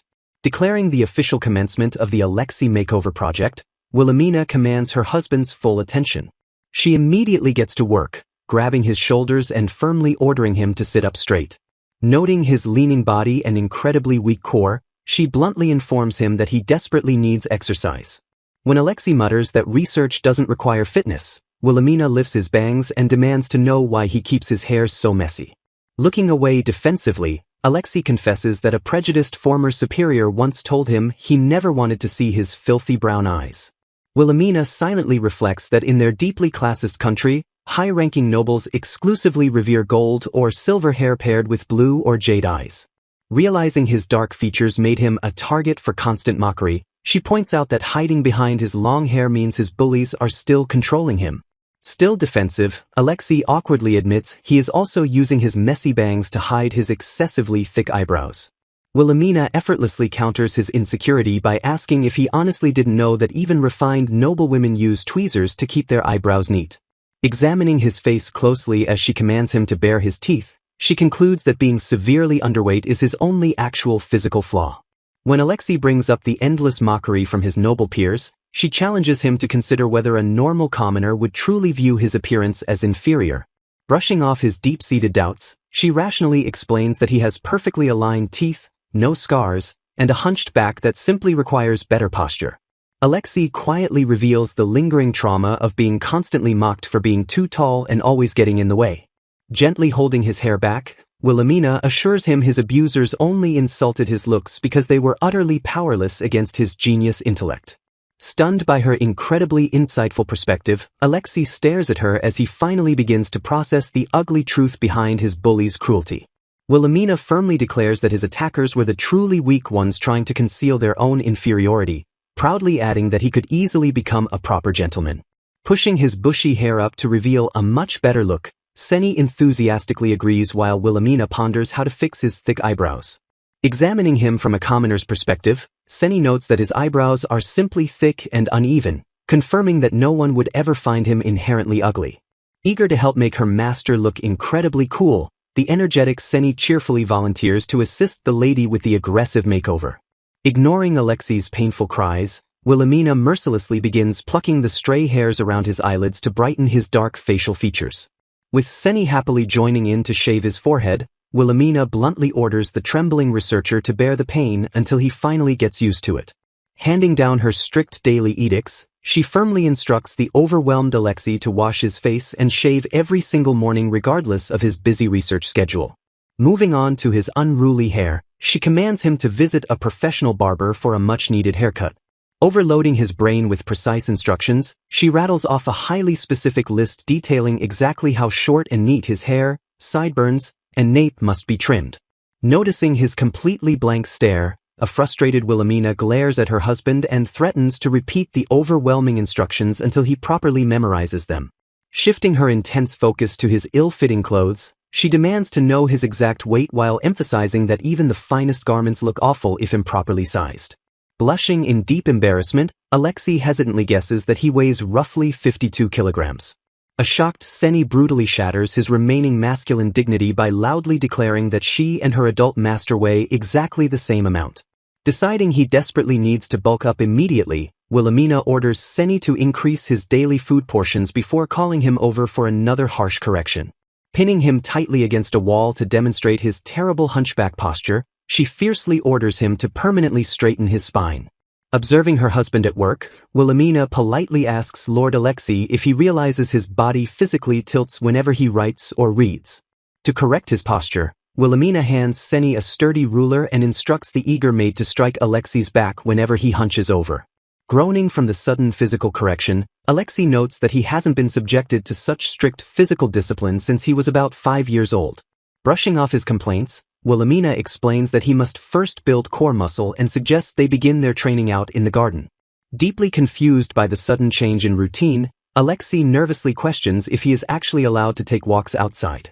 Wilhelmina firmly lectures him on the extreme importance of walking, comparing the intense marching practice of military men to the rigorous posture training endured by young noblewomen. Recalling her own grueling childhood discipline, she reveals she was forced to walk back and forth in her room dozens of times a day while balancing a book on her head in a heavy dress. Fully determined to whip her husband into proper shape, Wilhelmina claps her hands and enthusiastically orders him to get moving. Arriving at a modest shop selected by Hilka, the shop owner warmly welcomes them as the newly married Peltra couple. The narrative notes that unlike the luxurious boutiques frequented by nobles, this humble commoner tailor shop completely lacks expensive fabrics and sewn-in jewels. Bypassing the main storefront thanks to Tarvo's letter of introduction, Wilhelmina politely asks the owner to craft a completely new set of gentlemen's clothing for her husband. Requesting a well-fitted orthodox suit for her surprisingly tall husband, Wilhelmina silently praises the skilled tailor for tactfully avoiding calling Alexei far too thin. Taking the master's precise measurements, the shop owner confirms the complex order and states it will take about a month to fully complete. Sweating nervously as he realizes the commoner's suit will cost half his monthly salary, Alexei listens as Wilhelmina economically decides to merely alter her current day dress to save funds.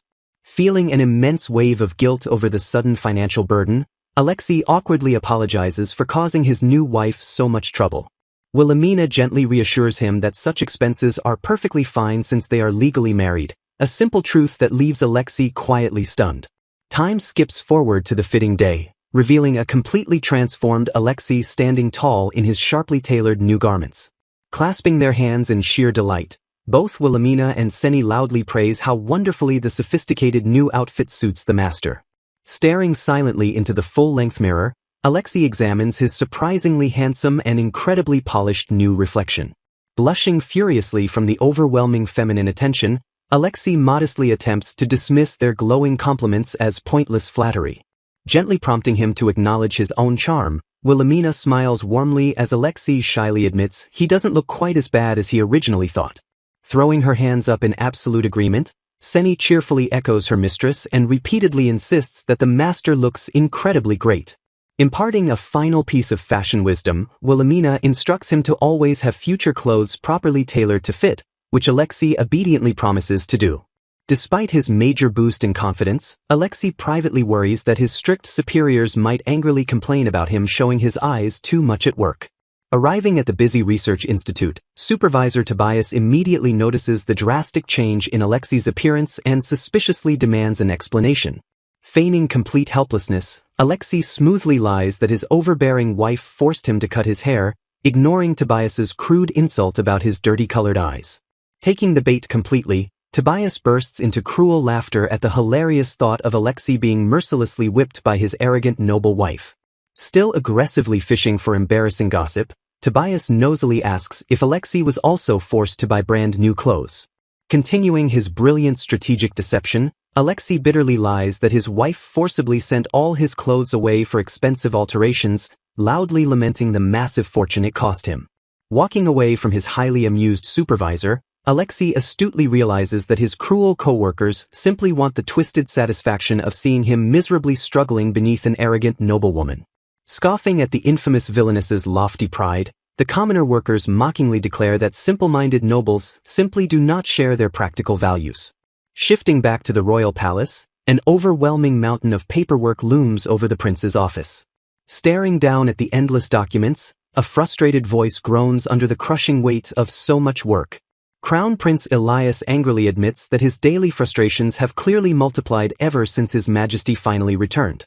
Acknowledging his selfish decision to reduce Wilhelmina to a commoner surely displeased the king, Elias still stubbornly insists this heavy punishment is entirely too much. An older advisor sharply interrupts the prince's whining, demanding to know exactly what he means by his workload being too much. Gesturing wildly, Elias complains that adding statecraft and international affairs to his schedule leaves him absolutely no time for his public duties. The stern advisor immediately shatters his excuse by coldly reminding the prince that he somehow found plenty of time to attend a tea party with Lady Matatoya yesterday. When Elias furiously asks if he intends to deny him basic rest, the advisor clarifies that taking a break is fine, but complaining about a lack of time will absolutely not be tolerated. Enraged by the disrespect, Elias calls him an insolent wretch, only to be silenced when the advisor reveals he is acting under His Majesty's direct command. Delivering a crushing royal mandate, the old man informs Prince Elias that the king ordered him to stop whining and finally prove himself worthy of the throne. Bristling under the heavy reprimand, the defeated prince begrudgingly orders the old man to speak his mind and share his advice. The advisor brutally points out that the sudden increase in studies is merely compensating for the past 2 years where the prince severely neglected his learning. Elias realizes with a sickening jolt that his education suffered strictly because he spent all his time and energy scheming to drive Wilhelmina away. Desperate for relief, Elias begs for a more reasonable pace, but the advisor swiftly threatens to report his past negligence directly to the king if the tutors are instructed to ease up. Terrified that his royal position will be endangered, Elias hastily drops his demands and orders the advisor to keep quiet. Having secured absolute compliance, the advisor coldly notes that the prince's actual daily workload has hardly grown at all.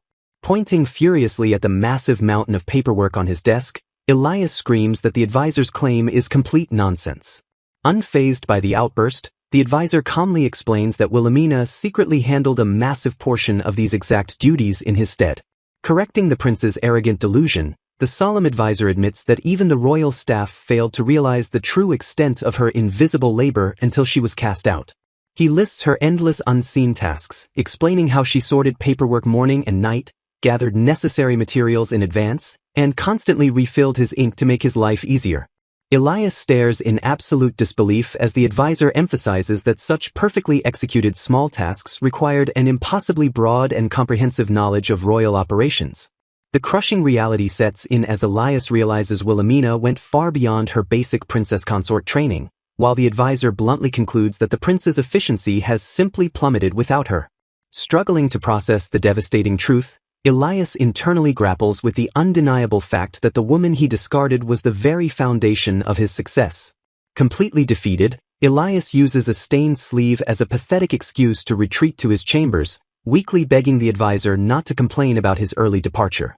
Meanwhile, deep within the bustling capital, Wilhelmina diligently escorts Alexei through guilds and banks to hunt down crucial investors for his research. She laments her frustrating inability to leverage her old noble connections, knowing she can easily meet her former friends but absolutely cannot reach their powerful family heads. Acknowledging the harsh political reality, she understands that any high-ranking noble offering her financial help would be immediately branded as an enemy of the crown. Despite the towering obstacles, they manage to secure a tentative audience with a mercantile firm she once patronized. Sitting in a dusty, cramped storeroom, Wilhelmina silently notes that the disrespectful merchants have left them waiting for 2 agonizing hours. Dismissing her apologies, Alexei assures Wilhelmina that her presence remains invaluable. He admits he would have been rejected at the gates alone, eagerly embracing this harsh new perspective on society. Condemning the fickle guildmaster, Alexei vows that her future success will forcefully shatter their shallow judgments. Wilhelmina quietly accepts the cold reality, realizing the elusive master never even bothered to meet them. With Alexei at the institute, Wilhelmina hits the streets with Hilka and Jacob, though Hilka fumes fiercely over the guildmaster's blatant insults. Sighing under the heavy burden, Wilhelmina confesses their desperate search for investors is failing miserably. She stoically accepts her drastically altered status, sharply contrasting it with the days when nobles groveled before her like frogs. Hilka fiercely defends her mistress, loudly insisting that her own presence as a viscount's daughter should command immediate respect. Radiating silent and murderous intent, Jacob mentally curses their detractors and wishes absolute ruin upon them all. Suddenly, a sinister shadow falls over their table as an incredibly unwelcome guest approaches. Wilhelmina gasps in sheer dread, instantly recognizing the absolute worst person imaginable. Marjana loudly shatters the peace, viciously mocking Wilhelmina for drinking tea in such a pathetic establishment. Towering over the seated group, Marjana sneers down with overwhelming and haughty arrogance. Maintaining her flawless poise, Wilhelmina stands and formally offers her deepest respects to the daughter of House Periknin. Disgusted by the display, Marjana violently orders the fallen noblewoman to raise her face. Wilhelmina smoothly complies, calmly acknowledging the long stretch of time since their last encounter. Marjana cruelly degrades the commoner cafe, smugly lying that she only called out after spotting her from a passing carriage. Wilhelmina instantly pierces the lie, knowing full well this street-side terrace is miles away from the capital's Periknin townhouse. Reveling in her cruelty, Marjana gleefully rubs Wilhelmina's fallen commoner status in her face. Silently critiquing her tormentor, Wilhelmina notes Marjana's overly flashy dress, vastly contrasting it with proper and subdued noble attire. She silently judges Marjana's total lack of refined sense, attributing the gaudy fashion to her stepmother's notoriously tasteless preferences. Catching the silent and piercing judgment, Marjana completely loses her temper. Furious, Marjana screams at the top of her lungs, viciously demanding to know what that defiant look in Wilhelmina's eyes means. Hilka violently recoils in sheer terror, utterly overwhelmed by the sudden and explosive outburst. Unshaken, Wilhelmina smoothly lowers her head and politely asks for forgiveness to instantly kill the escalating tension. Marjana greedily drinks in the submission, mentally gloating that the pathetic Wilhelmina deserves this exact humiliation. When Wilhelmina politely asks if her broken engagement caused trouble, Marjana fiercely barks that House Periknin remains completely unshaken. Boasting loudly, Marjana declares their father's unbreakable ties with the crown prince, ordering the mere commoner to keep her mouth shut. With a sharp and dismissive wave, Marjana violently shoves past the group and commands them to get out of her way. Watching the cruel departure, Hilka cries out in agonizing sorrow, mourning the incredibly pitiable treatment her beloved Lady Wilhelmina must now endure. Wilhelmina quickly reassures a worried Hilka that she remains completely unharmed after the sudden encounter. Reflecting on her family's lost influence, Wilhelmina realizes her father's shattered dream of becoming the king's father-in-law means their supposed good relations hide a darker motive. Handing over a message, Hilka reveals that Mr. Kremedi urgently wishes to discuss the details of Lord Alexei's groundbreaking research. Wilhelmina notes that receiving central bank checks from her father was standard practice, sensing a deeper trouble brewing beneath the surface of this new connection. Despite Mr. Kremedi's kindness, Hilka voices her fear that the Periknin family continues to watch their every move through these financial ties. Wilhelmina ponders whether Kremedi acts as an informant for the Duke and if her father actively plans to sabotage Alexei's progress. Connecting the dots, she realizes Marjana's sudden approach undeniably proves her whereabouts remain under strict surveillance by her former house. Refusing to succumb to paranoia, Wilhelmina boldly declares that fearing noble influence would forever prevent them from securing any merchant patron. She rationalizes that any major merchant house naturally maintains deep, unavoidable ties with the royal family and powerful nobles. Confronting Alexei, Wilhelmina warns him that his revolutionary research directly threatens the entrenched wealth and power of the nobility. She bluntly reminds him that the Periknin dukedom and other royal lands built their massive fortunes entirely on mining magic stones. Wilhelmina emphasizes that fabricating magic stones by human hands would completely shatter the world's existing balance of power and wealth. Staring him down, she fiercely questions if he truly possesses the absolute resolve to face the inevitable, violent backlash. Unshaken, Alexei declares that the flow of history remains unstoppable, noting that another scholar would inevitably make the discovery even if he failed. Grounding his determination in saving lives, Alexei accepts the grim reality that enemies might try to assassinate him for advancing time's hands. His unwavering conviction shines through as he envisions a future where his research prevents countless children from weeping. Witnessing his quiet strength, Wilhelmina feels deeply moved by the sheer weight of his unyielding resolve. Alexei expresses guilt for endangering her, while Wilhelmina silently acknowledges that they both seek their own forms of righteous revenge against a corrupt system. Casting aside all hesitation, Wilhelmina firmly decides to hear Kremedi's proposal and fight alongside her husband. A profound moment of shared understanding passes between the determined couple as they solidify their dangerous path forward. Meeting with their prospective patron, an astonished Kremedi questions the actual possibility of creating artificial magic stones. Alexei confidently confirms his life's work, prompting Kremedi to ask about the intended scale of this massive undertaking. Without missing a beat, Alexei boldly states his goal to entirely replace the nation's natural magic stone supply with his creations. Kremedi grasps the sheer danger of the project, acknowledging that it violently opposes the deepest vested interests of the elite. Analyzing the market impact, Kremedi outright declares that this invention will inevitably crush the Periknin family's empire. He calculates the devastation, noting that a massive price crash will obliterate the Periknin trade and bleed out related tax revenues. Wilhelmina grimly counters that her intimate knowledge of her ruthless family means the researchers face a much higher risk of being crushed first. Calculating her father's arrogance, she predicts the Duke will initially ignore commoner research and delay his inevitable retaliation. She strategizes that his refusal to abandon his lavish lifestyle buys them precious time to build their own formidable defenses. Acknowledging their lack of lands or military power, they realize a direct clash remains impossible unless they maneuver carefully from the shadows.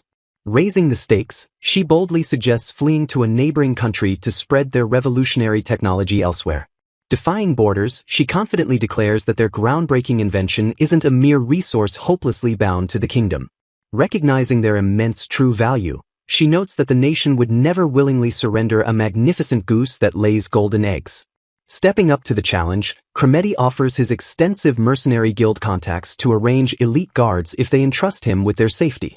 Locking in the terrifying tension, she demands absolute loyalty, accepting his protection only if he promises never to betray them to House Periknin. Acknowledging the massive gravity of the situation, Kremedi admits their shocking tale completely shatters all bounds of standard propriety.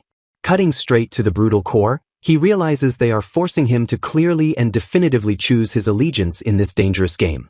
Breaking the heavy silence, Alexei calmly interjects that his revolutionary technology would inevitably emerge with or without him. Deepening the complex intrigue, Alexei theorizes that other brilliant researchers might have already conceived the exact idea but simply kept it hidden. Cementing his unique and absolute value, he firmly states there is no guarantee another genius like him will be born within this kingdom. Ignited by the thrilling gamble, Kremedi fiercely declares his absolute intent to witness firsthand whether Alexei becomes a historic genius or a spectacular fraud. Sealing the critical pact with unwavering confidence, the powerful merchant commands them to leave all the vital funding entirely in his capable hands. Securing their massive victory, they formalize the intricate contract details and Alexei officially signs, finally securing his immensely powerful patron. Suddenly shifting the atmosphere, Kremedi abruptly recalls a crucial, shocking detail he nearly forgot amidst their explosive financial negotiations. Casting a dark shadow over their triumph, he urgently warns them to brace for trouble as Crown Prince Elias intends to drag them into a high-stakes gathering. Maintaining strict and flawless composure, they graciously thank the merchant for the invaluable warning about the impending royal threat. Transitioning sharply to the royal palace, Elias scrutinizes Ina with sudden concern, noting her dramatic weight loss and dreadfully pale complexion. Brushing off his sharp and piercing inquiry, Ina weakly insists she has simply been overwhelmed by her relentless, backbreaking schedule. Forcing a painfully bright smile, she desperately masks her mounting struggle, heavily insisting she is perfectly fine despite the grueling hardship. Sensing the blatant deception, a deeply suspicious Elias sharply summons a nearby maid to ruthlessly demand the hidden, ugly truth. Commanded to speak directly to the Dawn Lion, the maid rigidly reports that Ina's ragged appearance accurately reflects her exact, brutal treatment. Blindsided by the incredibly cryptic answer, Elias demands immediate and complete clarification regarding the harsh reality unfolding behind closed doors. Delivering a brutal reality check, the harsh instructor coldly notes that Ina's frantic, desperate clinging is only acceptable behavior for toddlers. Vehemently defending her heavily scrutinized actions, a terrified ally insists the informal display stems purely from Ina's overwhelming joy at seeing Prince Elias. Striking ruthlessly at the core of the issue, the stern elder relentlessly questions if such raw, unrefined emotion befits the dignified bearing of a future crown princess. Dismissing the harsh criticism with icy, unyielding disdain, Elias fiercely commands the room to cease marring his tea time with such utterly tasteless remarks. Standing her ground entirely, the sharp-tongued instructor reveals she has repeatedly warned Lady Matatoya that every single action remains under relentless scrutiny. Ignoring the dire warnings, Elias insists her joy proves her deep love, prompting a high-stakes challenge to host a tea party and prove her public competence. Cementing the inescapable, crushing reality, the advisor firmly points out that a crown prince simply cannot delay his countless social obligations forever. As the unforgiving heart of the social season beats on, a deeply anxious Ina questions Elias's availability, fearing the total disaster of remaining entirely unseen. Reassuring his anxious new lover, Prince Elias confidently declares that handling these matters is his absolute duty as the crown prince.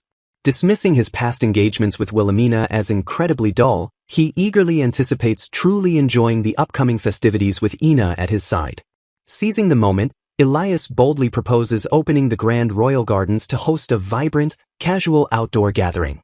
When an advisor asks if Lady Matatoya will join him, Elias firmly insists it is vital the public sees them together in perfect harmony.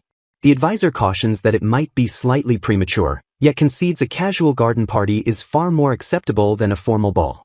Bursting with excitement, Elias loudly demands a magnificent new dress and matching jewels be crafted exclusively for Ina. Overwhelmed by the lavish promise, Ina beams with sheer delight at the wonderful prospect of her new royal wardrobe. The advisor carefully reviews the budget, noting that His Highness has never before hosted such a grand event for his fiancée. Resigning to the prince's will, the advisor urges Elias to summon the merchants so Ina can properly learn the value of high-class jewels. Struck by a sudden and sinister inspiration, Elias confidently declares his intention to invite Wilhelmina to the grand event. Stunned by this reckless idea, his advisor instantly questions the sheer audacity of inviting the disgraced former fiancé.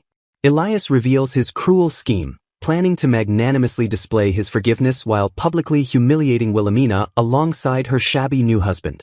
Gloating maliciously, he insists that parading her fallen state will ultimately prove his righteousness and completely justify his broken engagement. Ina blindly praises Elias for his supposed kindness, while the reluctant advisor agrees to circulate the official party plans. Elsewhere, Wilhelmina quietly calls out to Lord Alexei to prepare him for the impending social battlefield. She commands him to act as her loyal knight, demanding he escort her flawlessly and fiercely protect her from the noble's malice. Arriving in style, the newly married couple stands boldly before the grand entrance of the royal garden party venue. With a resolute nod, Wilhelmina signals Alexei forward, stepping gracefully into the lion's den. A ripple of strange murmurs sweeps through the crowd, instantly catching Wilhelmina's sharp and analytical attention. Scanning the vibrant venue with a critical eye, she immediately grasps the underlying reason for the guests' palpable tension. The whispering nobles sneer at Lady Matatoya's management, openly appalled by the incredibly poor taste of the floral arrangements. Alexei stares in utter confusion at the beautiful blooms, completely missing the terrible aesthetic failure that Wilhelmina instantly detects. She sharply explains that dumping the main attraction dead center completely ruins the appeal of touring the wider gardens. Dismantling the display, she points out the classless clash of mismatched seasons, mixing autumn pot mums with western Dahlia imperialis. She ruthlessly critiques the severely lacking color scheme, condemning the entire arrangement as a tasteless flaunting of royal wealth. Spotting her arrival, the cruel noblewomen mockingly struggle to recall the former duke's daughter's new, lowered surname. Dismissing her commoner husband entirely, they arrogantly decide to just call her Wilhelmina and strip away her former dignity. Maintaining her absolute composure, Wilhelmina leans in closely to issue a quiet and firm order to Lord Alexei. She commands him to completely ignore the surrounding whispers unless someone dares to address them directly. Pulling away, she realizes their intimate whispering looked exactly like a public kiss, though the dense Alexei remains blissfully unaware of the scandal he just caused. Wilhelmina smoothly justifies her calm demeanor, declaring that she is perfectly fine living as a commoner now. Realizing commoners would never get a turn to greet the prince anyway, she considers slipping away unnoticed to avoid any trouble. A sudden announcement shatters the tense quiet, heralding the arrival of His Highness to the garden party. Observing the agonizingly slow procession, she notes that the time spent on formal greetings is suspiciously and unnecessarily long. While the other ladies visibly tremble from holding the demanding curtsy posture, she effortlessly relies on her rigorous duke's daughter training to endure the strain. Absolute shock ripples through her as she stares ahead, questioning if the idiot crown prince has completely lost his mind. Realizing this entire gathering was designed to disgrace her, she fumes internally as the prince addresses the crowd while blatantly ignoring proper noble hierarchy. Standing before the bowing crowd, the prince smugly commands the gathered guests to finally raise their heads. Bypassing all protocol to address a commoner first, Elias directly approaches Wilhelmina and asks if she is well. Maintaining a flawless facade, she delivers a biting greeting to the young lion, coldly praising his exceptional arrangements for her uneventful days. Disgusted by his complete lack of class, she listens as Elias cruelly mocks her inability to properly afford a single new dress. Meeting his insult with razor-sharp grace, she apologizes for her appearance by comparing herself to a wild thistle blooming rather than a proud garden rose. Thrown off by her elegant deflection, the prince clumsily pivots his attention to Alexei and aggressively demands his name. Stepping up to defend him, Wilhelmina fiercely promises to teach Alexei the most important principle of social etiquette right then and there. Whirling toward her husband, she loudly reminds Lord Alexei that he had previously called her lovely in her dress. Spinning a web of flawless logic, she boldly declares that a man escorting such a lovely woman is undeniably a lovely gentleman himself. Urging him to stand tall, she demands he take absolute pride in believing she is the most wonderful woman at the entire party. As Alexei silently marvels at his wonderful wife, Wilhelmina momentarily falters and humbly admits she might not actually be a very good one. Listing her flaws, she recalls slapping him and failing at cooking, while Alexei counters internally that her fierce intelligence means everything. She openly questions if she lacks charm since they avoid the marriage bed, throwing a flustered Alexei into total panic as he insists he just lacks confidence. Channeling her unyielding resolve, she orders him to find his confidence and physically manifest his belief in her greatness through his party demeanor. Assuring him that even bluffing is acceptable, she promises to believe in him completely as long as he trusts the woman standing beside him. Stepping forward with newfound unwavering strength, Alexei introduces himself to the prince with absolutely perfect, unshakable composure. When Elias notes his drastically improved appearance, Alexei proudly credits his wife's excellent advice for his sharp new attire. Elias attempts to bait him by calling Wilhelmina an arrogant noble, but Alexei flawlessly shuts him down by declaring she supports him endlessly as a good wife. Delivering the ultimate conversational counterstrike, Alexei earnestly thanks the stunned prince for graciously introducing such an incredible woman to him. The heavy tension shatters as Lady Matatoya bounds forward, cheerfully complimenting Wilhelmina's outfit while Wilhelmina politely returns the praise. Wilhelmina expresses her gratitude, secretly terrified by the unsettling realization that Lady Matatoya harbors absolutely zero malice behind her words. Oblivious to the underlying social warfare, Lady Matatoya brightly brags that she decorated the garden herself and eagerly asks for an opinion. Delivering a masterful, veiled insult, Wilhelmina praises the garden's innovative beauty by sarcastically comparing it to the sun at midnight and the moon in broad daylight. Graciously accepting the lively compliments, she warmly expresses her deep gratitude to the gathered nobles. Exchanging formal pleasantries, the nobles wish the newly wedded couple a lifetime of unwavering support and eternal harmony. Planning their grand escape after easily dodging His Highness, they agree to merely fake drinking the wine to avoid deadly poison before slipping away. Suddenly, a familiar voice cuts through the crowded hall, calling out Wilhelmina's name to grab her undivided attention. Turning to face the newcomer, Wilhelmina smoothly greets Lord Ullum of House Periknen, boldly questioning if he has officially become Count Latuma. The 15-year-old heir confirms his new, heavy title but kindly asks her to drop the strict formalities and just call him Ullum. Catching her entirely off guard, Ullum sharply notes that her earlier whispered remarks regarding the royals were dangerously bold. Deflecting the accusation, Wilhelmina claims it was merely a commoner's foolish mistake while Ullum quietly muses on his former sister's new, lowly status. Deeply touched that he still calls her sister, Wilhelmina seamlessly shifts the focus by introducing her husband, Alexei, to the young lord. The two men exchange highly polite greetings, fully acknowledging Ullum's heavy standing as the future Duke of Periknen. Extending a massive olive branch, the young lord generously invites both of them to ride safely home in his family's grand carriage.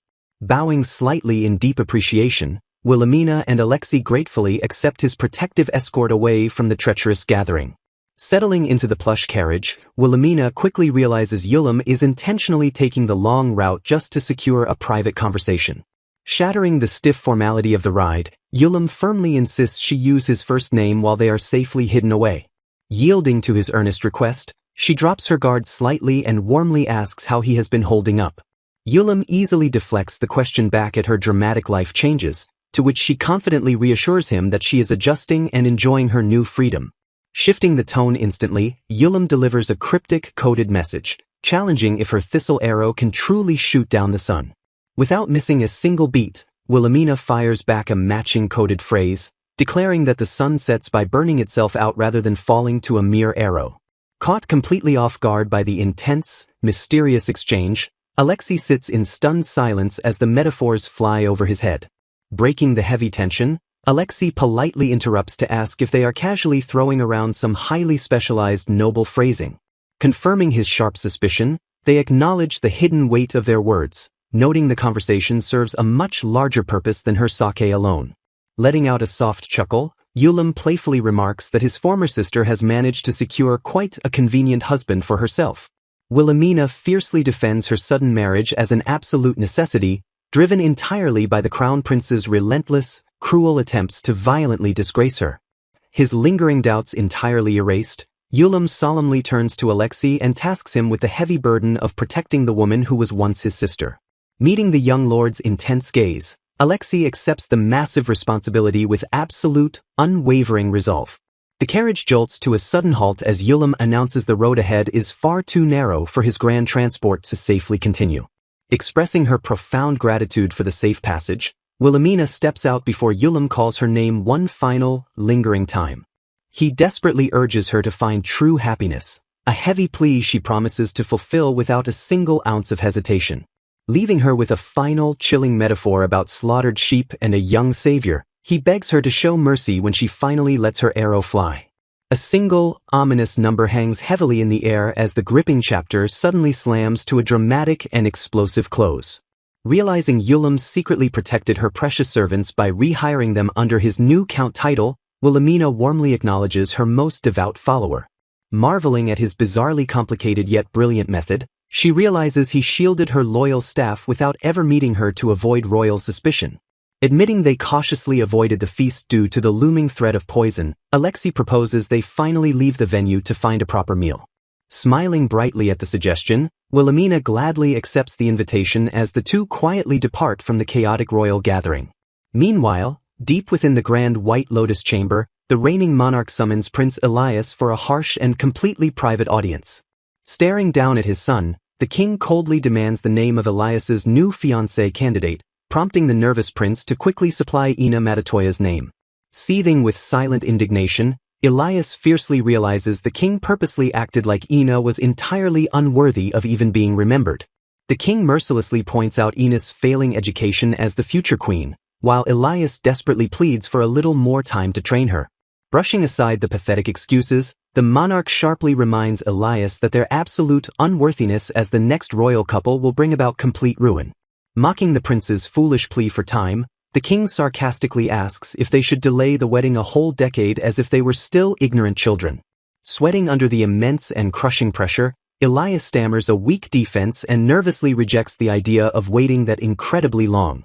Crushing his son's pride, the king brutally lists Ina's poor etiquette and lacking taste, condemning their public disgrace at the recent garden party. Panicking internally, Elias desperately tries to downplay the disaster as a mere casual gathering, completely baffled by the harsh and damning reports. The king viciously declares that Elias's only saving grace was choosing a minor event, threatening that he would have banished Ina on the spot at a formal banquet. Exposing the sheer depth of the humiliating failure, the king condemns Ina's disastrous dress, the tacky venue decorations, and her foolish decision to engage the commoner Wilhelmina. Ordering Elias to read the full and extensive report later, the monarch coldly hints at countless other small, embarrassing failures. Blaming the prince directly, the king brutally states that Elias's failure to correct even her clothing proves his own total lack of regal sense. When Elias foolishly argues he was never scolded like this before, the king sharply fires back that his past success was solely due to Lady Wilhelmina's flawless competence. Shattering his son's ego completely, the king ruthlessly declares that Elias blindly coasted on his former fiancée's skills while understanding absolutely nothing himself. Leaning in with an aura of absolute authority, the monarch strictly orders the arrogant prince to finally start listening to the vital voices of his attendants. Dropping a devastating bombshell, the king reveals he is seriously considering elevating Prince Parvali's place in the strict line of succession. Trembling with absolute dread, Elias realizes that promoting his younger brother Parvali would instantly result in his own humiliating deposition from the throne. The king fiercely lectures him on the unbreakable laws of royal marriage, warning that wedding someone beneath a duke's rank requires completely abandoning the royal family. Desperately clinging to his master plan, Elias argues his intent to adopt Ina into House Perignon, only for the king to coldly dismiss the transparent scheme. Staring down the desperate prince, the monarch ruthlessly points out that a mere paper adoption completely fails to erase her lowly origins. Reminding him of harsh reality, the king warns that elevating a woman with absolutely no noble blood will invite devastating scorn from both domestic nobles and foreign courts. Clinging to his rebellious pride, Elias weakly mutters that the kingdom's strict obsession with bloodlines and status is completely outdated. Surprisingly conceding a single point, the king admits the common people actually welcome the engagement, acknowledging Elias's radical ideals carry a sliver of merit. However, the monarch quickly crushes that hope by declaring they must become a truly flawless royal couple to overcome the glaring stain of her barren lineage.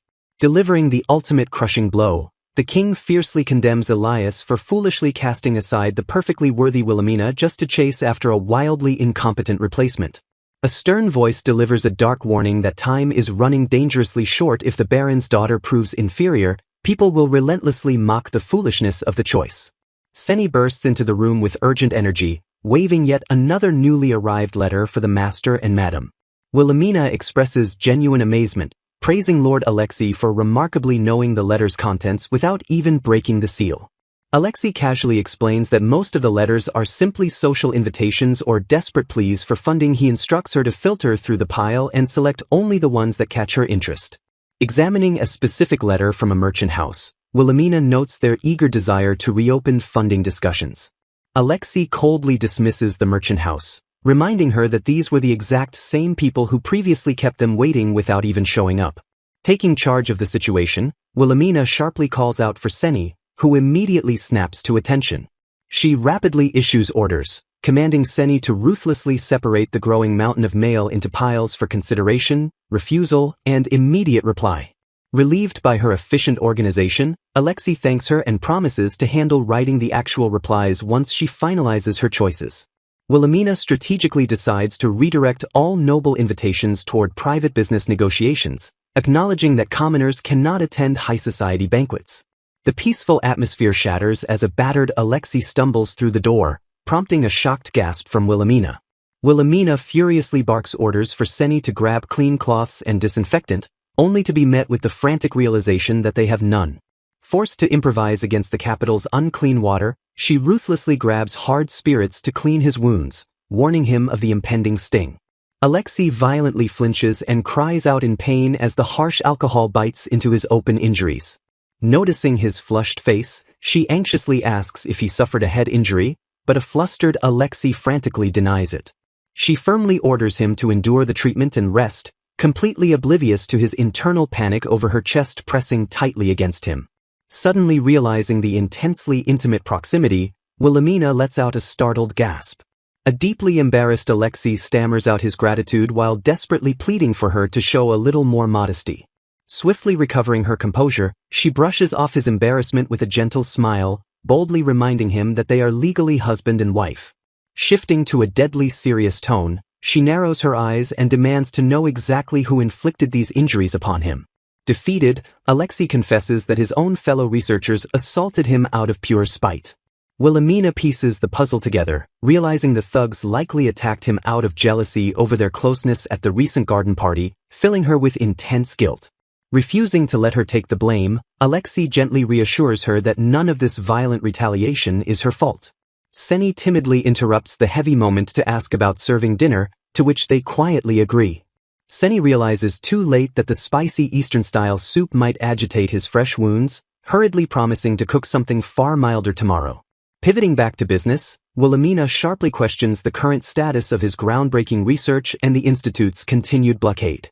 Alexei admits the higher-ups stubbornly refuse approval, while she reveals she has been secretly organizing his clandestine late-night notes during the day. When pressed about whether his superiors know of his private work, he reveals he once pitched it for official development, only to be completely ignored.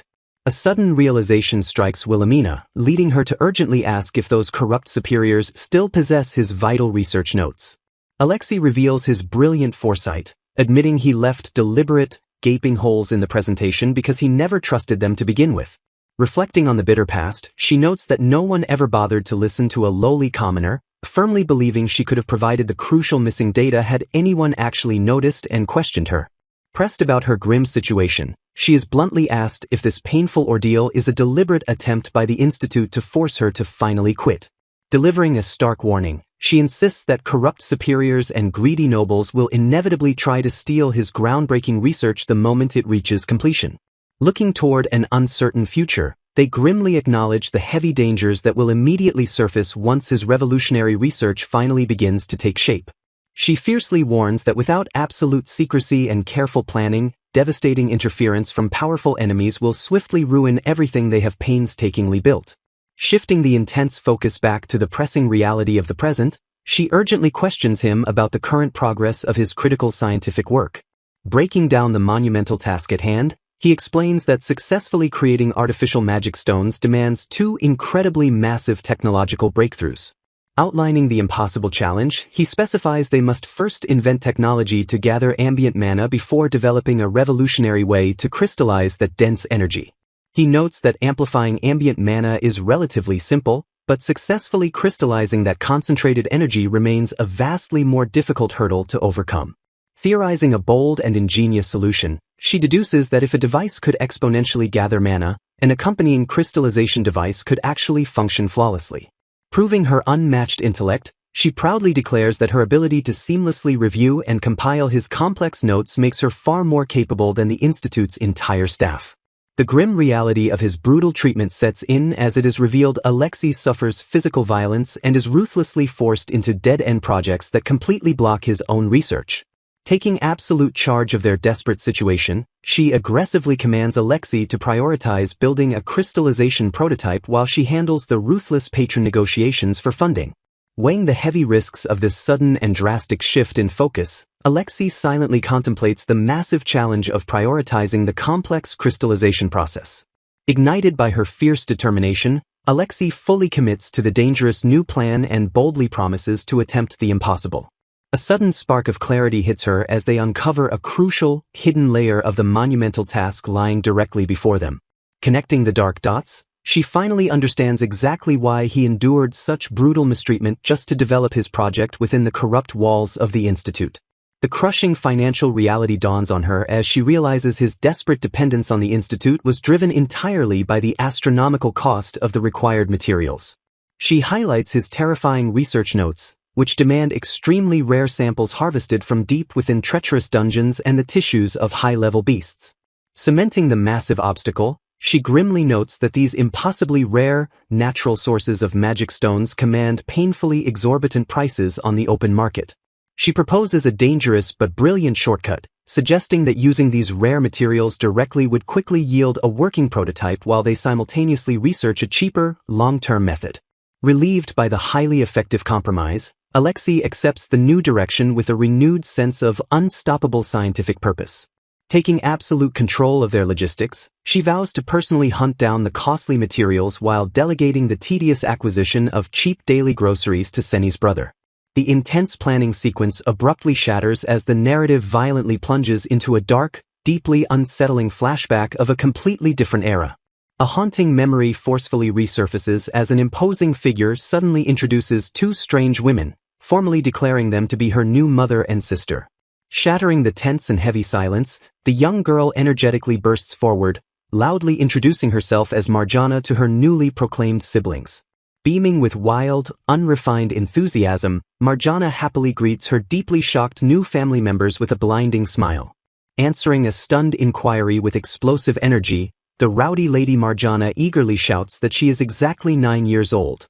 Watching the spectacle with icy disdain, she sharply notes that even as mere 5-year-olds, she and Yulim possessed vastly superior manners compared to this wild child entering the ducal house. A dark, crushing realization shatters her world as she connects her governess's lessons on noblemen's mistresses to the horrifying truth that her father is remarrying that very woman. Lost in a dark memory, Wilhelmina reflects on her parents' cold political marriage and her mother's tragic years bedridden. She recalls fiercely protecting young Yulim's fragile position as the rightful heir against the looming threat of other illegitimate sons. The memory burns with quiet outrage as she remembers her father shamelessly bringing his new family home before her mother's mourning had even ended. Gasping softly, Wilhelmina abruptly wakes from the painful dream before it can drag her any deeper into the past. Noticing her sudden stirring, Alexei looks up from his late-night work and gently asks if she is unable to sleep. Still shaking off the lingering shadows, she quietly admits that she simply woke up without warning. A heavy, thoughtful silence stretches between them as the weight of the night settles over the quiet room. Regaining her composure, Wilhelmina softly apologizes for disturbing his intense late-night research. Alexei easily brushes off her concern, assuring her he was just finishing up before asking what truly troubled her. Needing a listening ear, she confesses that she was dreaming of the past and asks if they could talk for a moment. Sensing the deep sorrow in her voice, Alexei gazes at her with profound sympathy and acknowledges the deep suffering she has endured. Wilhelmina tries to coldly dismiss her own trauma, bitterly stating that such cruel things are simply commonplace in noble houses. Refusing to let her invalidate her pain, Alexei firmly praises her endurance while gently validating the deep emotional wounds she carries. Shifting the heavy conversation, Wilhelmina brings up her recent encounter with Marjana and the girl's strange claim of a past meeting. Connecting the dots from her painful dream, Wilhelmina finally understands her father's hasty actions and surprisingly admits she actually pities Marjana. Dropping a heavy revelation, she explains that her father's true, ambitious goal was to mold Marjana into the next crown princess. She admits her absolute shock when Yulim first revealed the adoption plan, realizing their father desperately wanted his mistress's child on the throne. The puzzle pieces lock together, explaining exactly why the illegitimate family was rushed into the ducal estate with such ruthless speed. Genuinely puzzled by the duke's logic, Alexei asks why her father didn't simply choose Wilhelmina for the royal position. She bluntly explains that by that critical point, her rocky relationship with Prince Elias had already completely shattered beyond repair. She notes the prince heavily disliked outspoken women, prompting Alexei to ask if Elias actually managed to get along with the young Marjana. Wilhelmina notes that Elias was surprisingly kind to children, frequently surrounding himself with them during his various public royal duties. She lists his carefully curated public appearances, detailing how he hosted tea parties, visited orphanages, and spoke warmly to church choir boys. Banking entirely on this public persona, her ambitious father strategically placed the young Marjana directly in the prince's path. However, Wilhelmina smoothly reveals that the grand, calculated scheme ultimately failed in spectacular fashion. While Marjana was incredibly cute and lively, her spoiled nature clashed horribly with the prince's clear preference for dreamy, gentle girls like Ina. Confirming Marjana's utter failure, Wilhelmina states the girl only met him a few times before completely losing her temporary royal role. Despite her flashy wealth, Wilhelmina pities her stepsister for being deliberately kept uneducated and completely robbed of any true future. Feeling the heavy burden lift after sharing her past, Wilhelmina yawns softly and completely agrees with Alexei's suggestion to finally sleep. As Alexei offers a reassuring and protective gesture, Wilhelmina blushes playfully and half-heartedly protests that she is not a child. Apologizing for his sudden actions, Alexei explains it is merely an ingrained habit from his days at the orphanage. He recalls how the elders would gently hold a waking child's hand to soothe them back to sleep after a nightmare. Reflecting on the grim reality, Wilhelmina silently acknowledges the inherent sadness of a place filled with abandoned children. Breaking the quiet tension, Alexei softly calls out Wilhelmina's name. She meets his gaze with a gentle smile, warmly wishing Lord Alexei a good night. Returning her tender sentiment, he earnestly wishes her sweet dreams in return. Later, Alexei unveils a simplified prototype of his revolutionary high-density mana crystallization device. He excitedly explains the design, noting it requires an unfinished secondary device to feed it concentrated magical power from the air. A concerned voice questions the viability of presenting such an incomplete, non-functioning machine to potential wealthy patrons. Displaying the groundbreaking prototype once more, Alexei emphasizes the sheer potential of his high-density mana crystallizer. He passionately reiterates his defense, declaring it a world-changing invention despite missing its vital mana-gathering counterpart.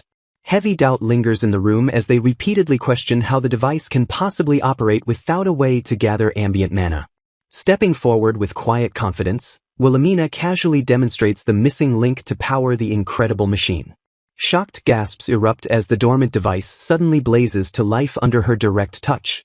Addressing their absolute disbelief, she calmly states that the solution is actually quite simple. Channeling her own innate magic power, she single-handedly fuels the complex crystallization process. A completely stunned Alexei stares in disbelief, questioning if his noble wife is secretly a trained mage. Wilhelmina denies ever studying magic, shocking them further since not even seasoned adventurers could supply such a massive amount of mana. She coldly explains the reality of noble bloodlines, revealing they selectively breed for immense magical prowess alongside physical beauty. Alexei stands paralyzed, marveling at the sheer, terrifying volume of magic power radiating from her. Boasting raw power that ranks among the kingdom's top 10, she boldly congratulates him on the undeniable success of his research. Commanding the room with regal authority, Wilhelmina turns her piercing focus squarely back onto Lord Alexei. Snapping back to his scientific senses, Alexei frantically rushes to verify if the newly formed crystal holds true properties. He meticulously measures the 0.3-gram gem, confirming its near-transparent color and a distinctly positive magic reaction. Triumphantly, Alexei raises his voice and announces to the room that they have successfully forged a genuine magic stone. Examining the flawless 1.5-carat treasure, a mesmerized Wilhelmina marvels at the miraculous creation in his hands. She thoughtfully deduces its faint bluish tint stems directly from her own mother's powerful lineage of water mages. Alexei theorizes that its remarkable attributeless purity is a natural result of being synthesized outside a magical beast or dungeon. He practically shakes with excitement, declaring the stone's incredibly high purity to be dangerously close to absolute perfection.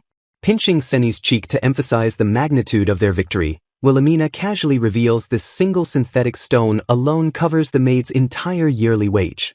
Drawing on her upbringing in a mining region, Wilhelmina confidently shares her deep gemstone knowledge before Alexei prepares to test their new invention. A sudden, blinding flash of energy erupts from the device, catching them completely off guard as the experiment initiates. Staggering back with a heavy gasp, Wilhelmina admits she hasn't used magic in a while, prompting Alexei to rush forward in deep concern. Panic sets in as a frantic Alexei demands to know if pushing her magical limits so abruptly is genuinely safe. Wincing from the painful backlash, she realizes she forced too much mana at once, deciding to limit production to one highly valuable stone a day. Terrified for her well-being, Alexei desperately begs her not to strain herself daily with such a dangerous physical toll. Compromising smoothly, she plans to secretly channel her mana every other day while Alexei is busy at work. Taking zero chances with her safety, Alexei strictly orders Seni to keep a close watch over Wilhelmina whenever she operates the machine. Shattering the tense atmosphere, an excited Seni enthusiastically suggests they throw a party to celebrate the magnificent device's completion. Standing before their technological marvel, they officially dub it the high-density mana crystallization device. Raising an imaginary glass, Alexei proudly toasts to the completion of prototype number 1, as Seni eagerly joins the festivities. Pouting at the incredibly dull title, Seni sharply criticizes the complex name and demands they rebrand it with something much cuter. Striking gold with her suggestion, Seni cheerfully proposes naming the groundbreaking machine Mina number 1. Utterly stunned by the sudden use of her nickname, Wilhelmina freezes in pure shock while Seni praises the perfect fit. Seni playfully teases the couple, pointing out the romantic irony of naming his life's work after his brilliant wife instead of himself. A deep blush spreads across her face as Wilhelmina shyly admits she wouldn't mind if Lord Alexei chose to call her by that affectionate pet name. Locking eyes with his incredibly flustered wife, Alexei softly and warmly affirms the beautiful new name Mina. Overwhelmed by his sudden, intense sincerity, Mina completely loses her composure in a frantic wave of embarrassment. The next morning dawns brightly as a slightly awkward but visibly glowing Alexei warmly greets his beautiful wife as Mina. Matching his radiant energy, she flashes a breathtaking smile and affectionately greets him right back as Lexi. A brilliant, flawless magic crystal materializes within the chamber, proving their tireless efforts have finally borne fruit. Time surges forward to reveal Mina number 12, a perfected, marvelous iteration of their original, flawless design. Boasting immaculate conversion efficiency and container durability, the upgraded machine flawlessly synthesizes massive, high-quality gemstones. Proving its unparalleled worth, the device easily pumps out gigantic stones while remaining entirely reusable, marking the ultimate completion of the Mina series. Armed with a massive influx of starting capital, the duo boldly prepares to launch the thrilling next stage of their master plan. Eyes blazing with absolute resolve, a fearless Alexei declares he will finally completely sever his ties and quit the corrupt institute. Marching straight into the lion's den, he ruthlessly slams his formal letter of resignation squarely onto his shocked supervisor's desk.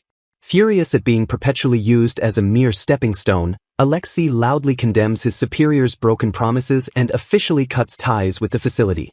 Panic floods the trembling supervisor's face as he desperately tries to backtrack, weakly claiming he was just about to review Alexei's long-ignored proposal.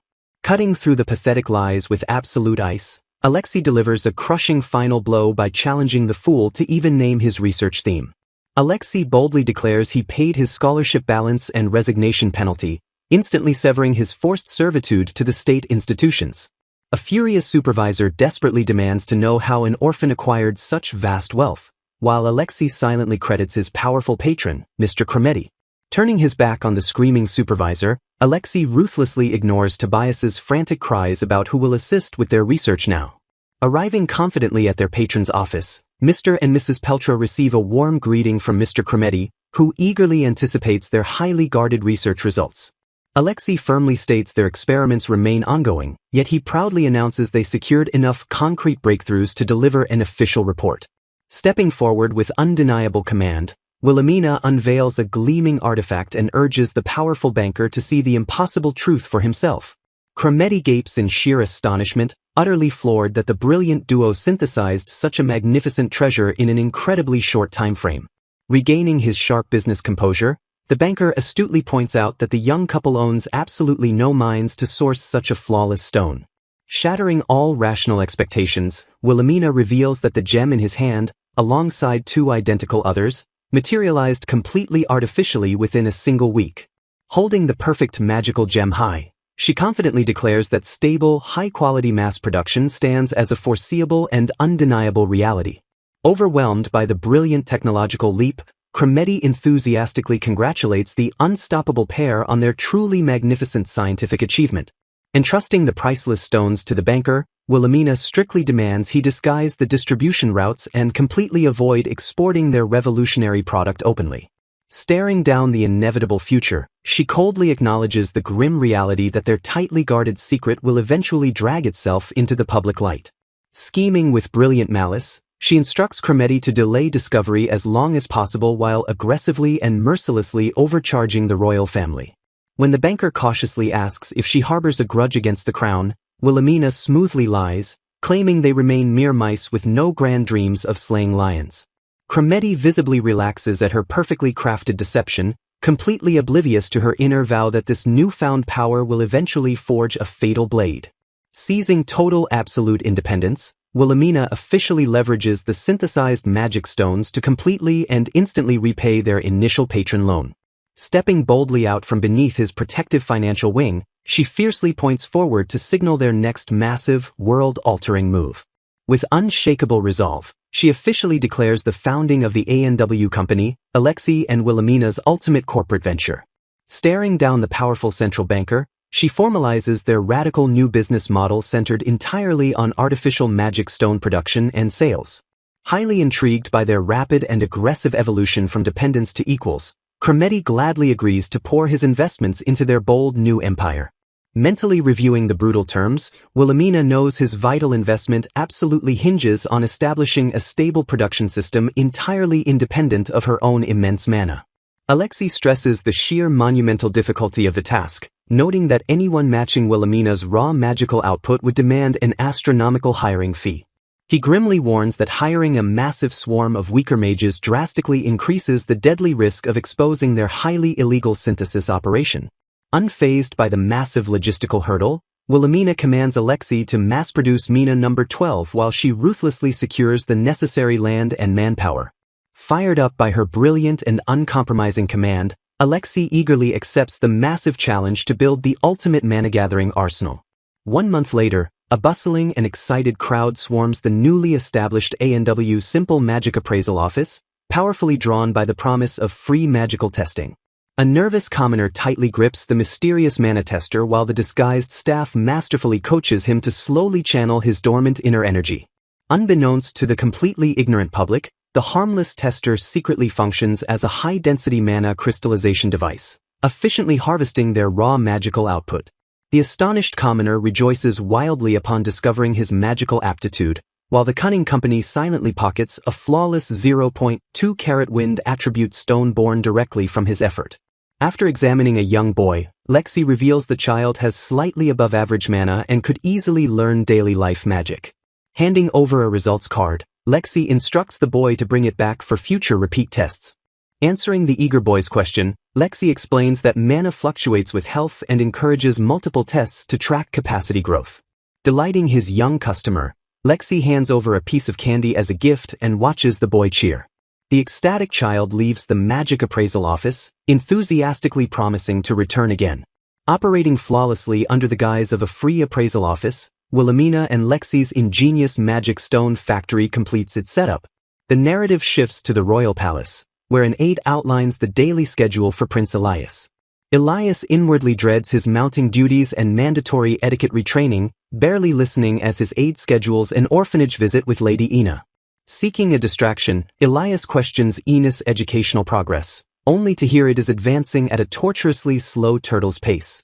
Frustrated by the delays, Elias wonders if the female tutors are deliberately obstructing Ina, since he can only take her officially to informal places like farms and orphanages. The aide clarifies that the staff would never defy the king's direct orders, prompting Elias to question if Ina is simply incompetent. Vehemently defending the girl, the aide insists that while Ina is highly unusual, she is by no means dull. The aide thoroughly breaks down the harsh reality of the class divide, explaining how the very nature of education differs between self-made nobles and high-ranking counts.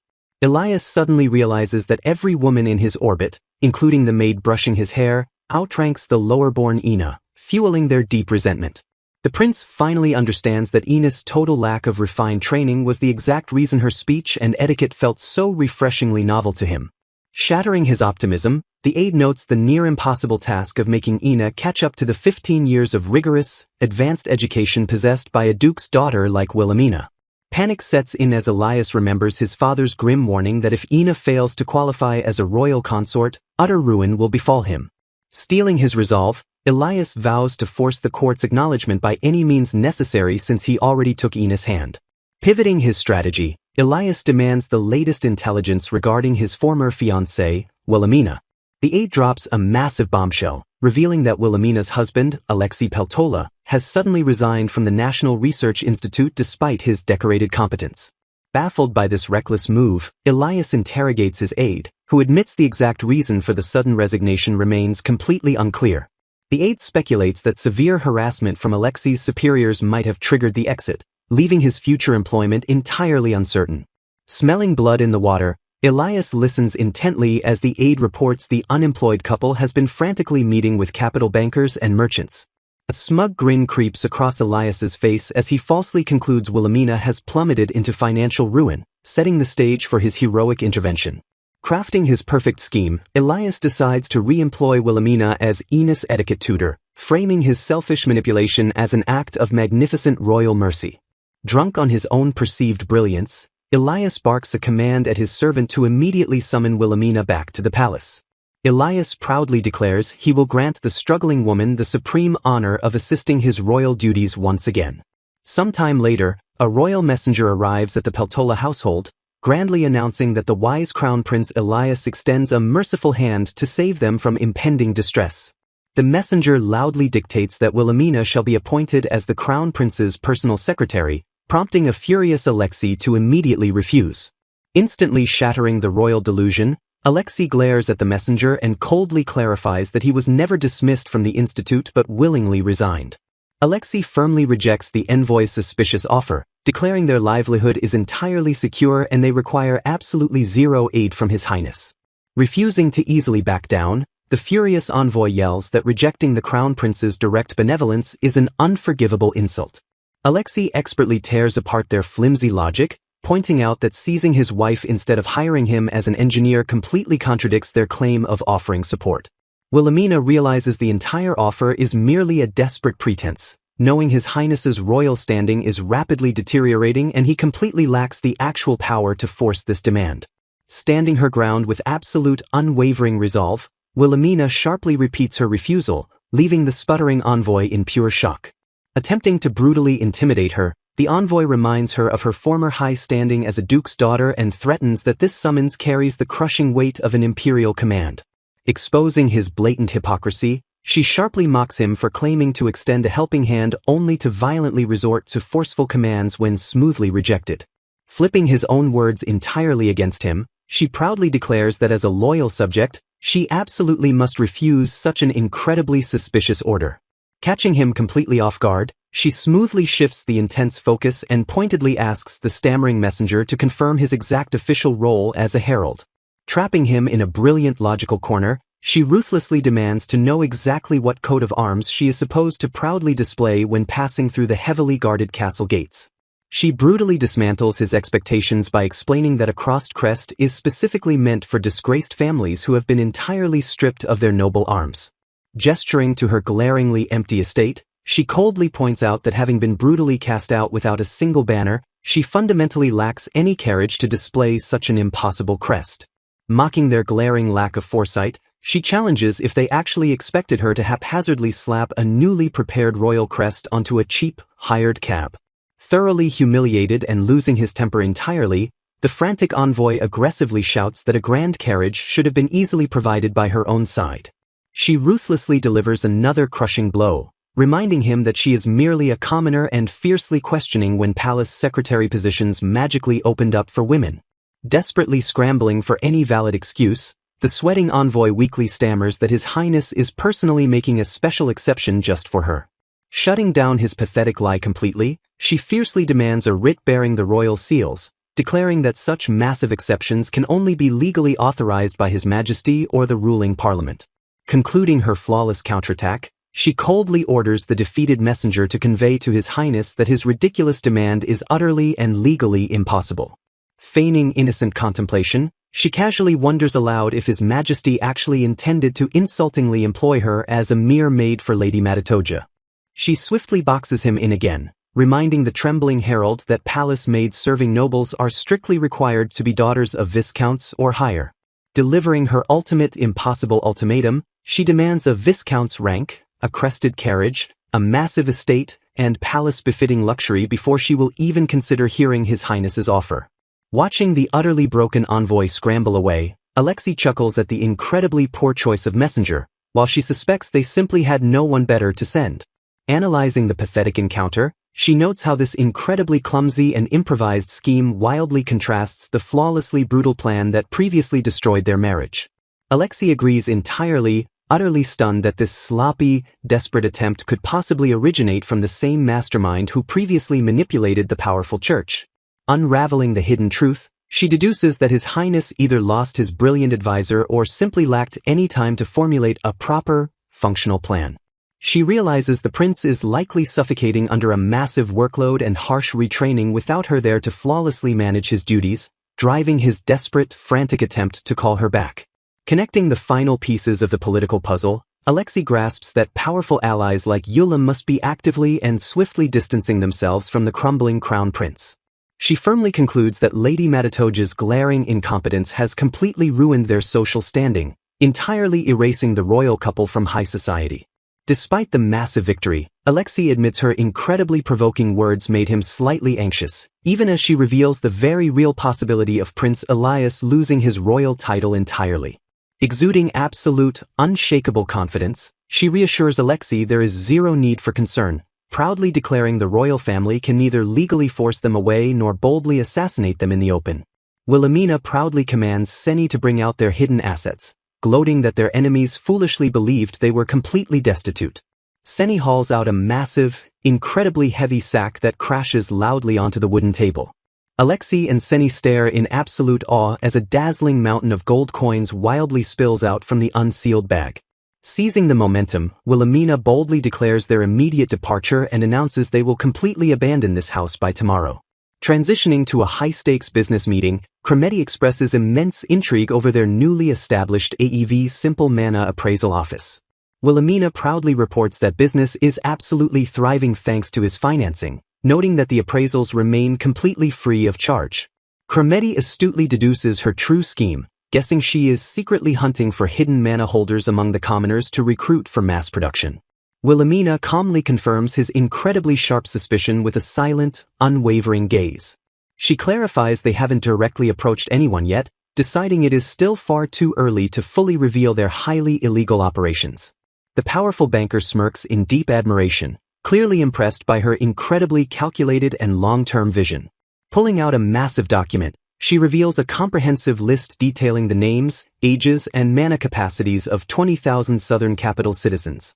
Sliding the invaluable data forward, she confidently asks the stunned banker if this incredible intelligence catches his interest. Crometti completely loses his composure, marveling that such unparalleled magical data is easily worth towering piles of solid gold. He questions if selling this data ruins her own hiring prospects, but she fiercely counters that rising future magicians will violently drive up magic stone demand. Detailing her grand strategy, she plans to greedily sell this data to trading companies and the academy while giving the central bank strict priority. Crometti laughs in sheer defeat as Wilhelmina coldly mocks the useless crown prince, noting her private operation rivals the kingdom's official statistics. Shifting tactics effortlessly, she smoothly addresses Crometti's previous demand to drastically double their magic stone production. The banker leans in with sharp anticipation, eagerly waiting to see exactly how she plans to meet this seemingly impossible quota. Wilhelmina drops a flawlessly synthesized magic stone onto the table, identical to the pristine gems she produced completely on her own.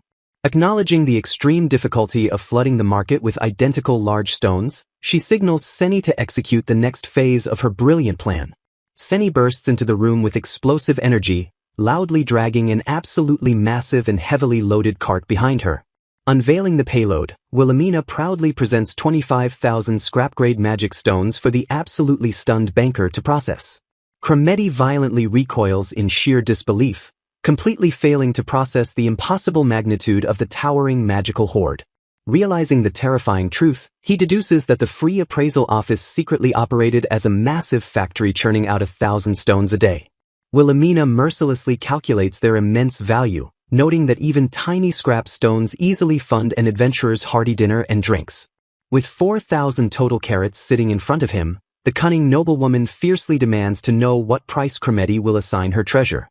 Sweating profusely, the terrified banker tries to stall with fair market prices, deeply dreading a catastrophic market crash if this massive volume floods in monthly. Wilhelmina calmly reassures him that production will inevitably drop once the initial novelty fades and the eager crowds finally thin out. Delivering her final devastating blow, she unveils a fully detailed map of the capital highlighting the exact addresses of every magically gifted citizen. Crometti shakes with absolute dread and awe, finally grasping the true and terrifying depth of her ruthless magical data harvesting operation.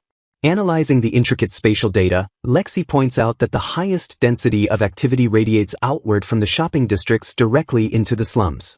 Confirming the underlying trend, he deduces that the vast majority of their daily visitors are traveling up from the southern sectors.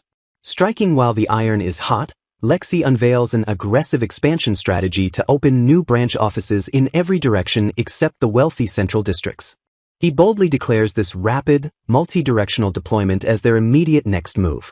Calculating the staggering potential, a shocked Crometti realizes 4 branches will harvest a massive 4,000 stones every single day.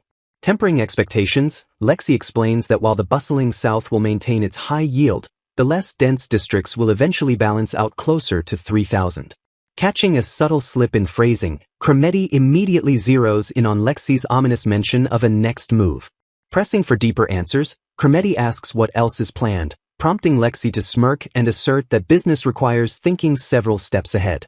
Keeping his cards close to his chest, Lexi hints at a unique plan for the wealthy central district while leaving the rest of his grand design open to obvious interpretation. Unveiling the masterstroke, they plan to deploy temporary festival booths and permanent city offices to utterly dominate neighboring domains and towns. Through the ingenious disguise of offering commoners free mana appraisals, the company will secretly harvest unprecedented numbers of magic stones. Struck by the sheer, overwhelming cunning of the operation, Crometti praises their method as a terrifyingly brilliant strategy. Drawing a sharp, ironic contrast, Lexi notes that while heavy royal taxes breed intense hatred, their exploited targets genuinely rejoice over receiving a free service.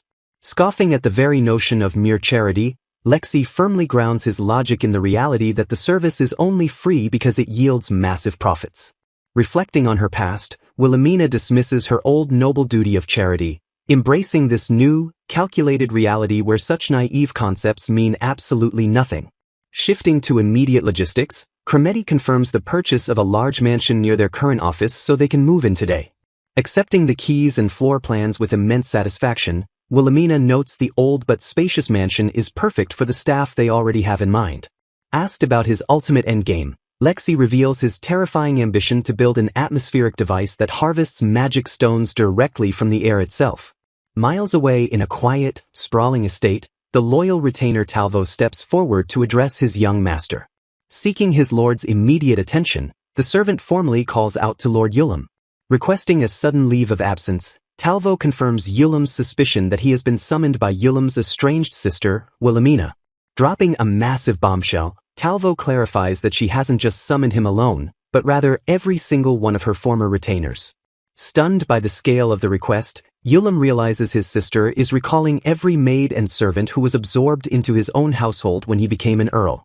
Maintaining his composure under pressure, Ulam agrees to a gradual transfer, planning to seamlessly swap in replacements to prevent sudden operational disruptions. Deep suspicion gnaws at Ulam as he questions how his sister's seemingly strange free appraisal office generates enough insane wealth to completely buy out an entire staff.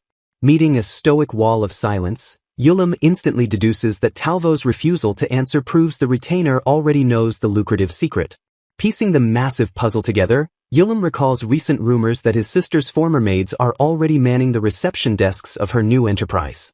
The young lord finally realizes that her fiercely loyal servants must be intimately aware of the hidden, magical trick behind her explosive profits. Recognizing her brilliant defense mechanism, Ulam understands she is surrounding herself exclusively with trusted kin to prevent leaks while slipping free of royal surveillance.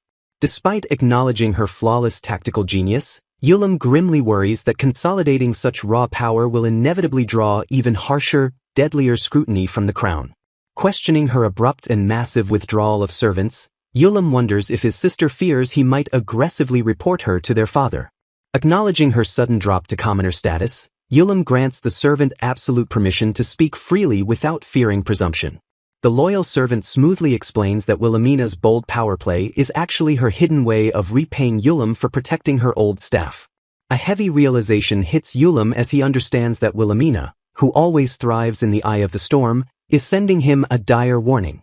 Grasping her true, calculated intent, he realizes this silent message gives him a critical chance to avoid sinking alongside House Periknin. Yulim notes the sheer insolence of a commoner addressing an earl so boldly, sharply admitting he only forgives it because they share the same blood. Despite their deep connection, he bitterly accepts the crushing reality that he could never reach the brilliant heights of that prodigy's thoughts. Calculating a highly dangerous counter-strategy, Yulim resolves to aggressively back the winning side early as his ultimate insurance against failure. He decisively thrusts forward a massive stack of highly classified documents, setting his hidden machinations immediately into motion. The servant carefully examines the forged letters of introduction to trusted nobles and wealthy merchants, instantly securing powerful new allies. Proving he completely understands his sister's terrifying foresight, Yulim provides explosive intelligence on the crown and church gathered by his own spies. To permanently seal their silent, unbreakable pact, Yulim gently hands over their late mother's incredibly precious keepsake. He proudly reveals he boldly stole the genuine artifact back from his wicked stepmother, replacing it with a flawless fake so his sister could rightfully inherit it. Fiercely refusing to call it a debt, Yulim simply commands the servant to deliver the keepsake and wish his sister absolute happiness. Bowing deeply with unmatched reverence, the loyal servant expresses his profound gratitude on behalf of his new lord. The scene shifts with explosive grace as Wilhelmina formally calls for Alexei to step into the blinding light. Alexei gazes in pure, unadulterated awe at the massive estate before them, entirely stunned that they now live in such magnificent luxury.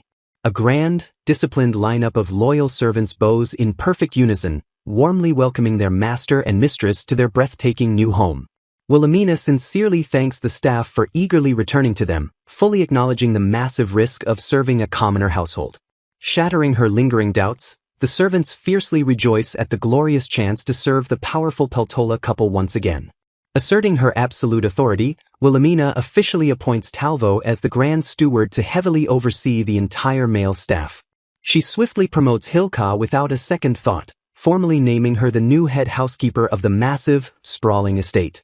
Pulling a stunned Seni from the lowest scullery ranks, Wilhelmina instantly elevates the girl to be her exclusive, high-ranking personal maid. An overwhelmed Seni frantically bows while begging for their continued patience, as Hilka confidently promises to train her flawlessly. Expanding their immense, hidden scope, Wilhelmina commands the staff to remember they are officially highly trusted employees of Ivi. She unveils a massive shadow operation, completely reassigning most of the staff to secretly manage 4 highly classified appraisal offices across the capital. Securing their absolute, unwavering loyalty, she commands them all to faithfully serve Alexei as the true head of the house and brilliant president of E. Taking the blazing spotlight, a deeply resolute Alexei steps up to officially address his brand new, fiercely devoted legion of followers. Humbly introducing himself, Alexei boldly admits his commoner roots and confesses he may not inherently deserve their incredible high-class service. Igniting the massive crowd with pure, fierce determination, he vows to do absolutely everything in his power while passionately demanding they lend him their strength. Wilhelmina calmly outlines the estate's layout, assigning the study and office entirely to Alexei while noting his future plans to build a separate lab.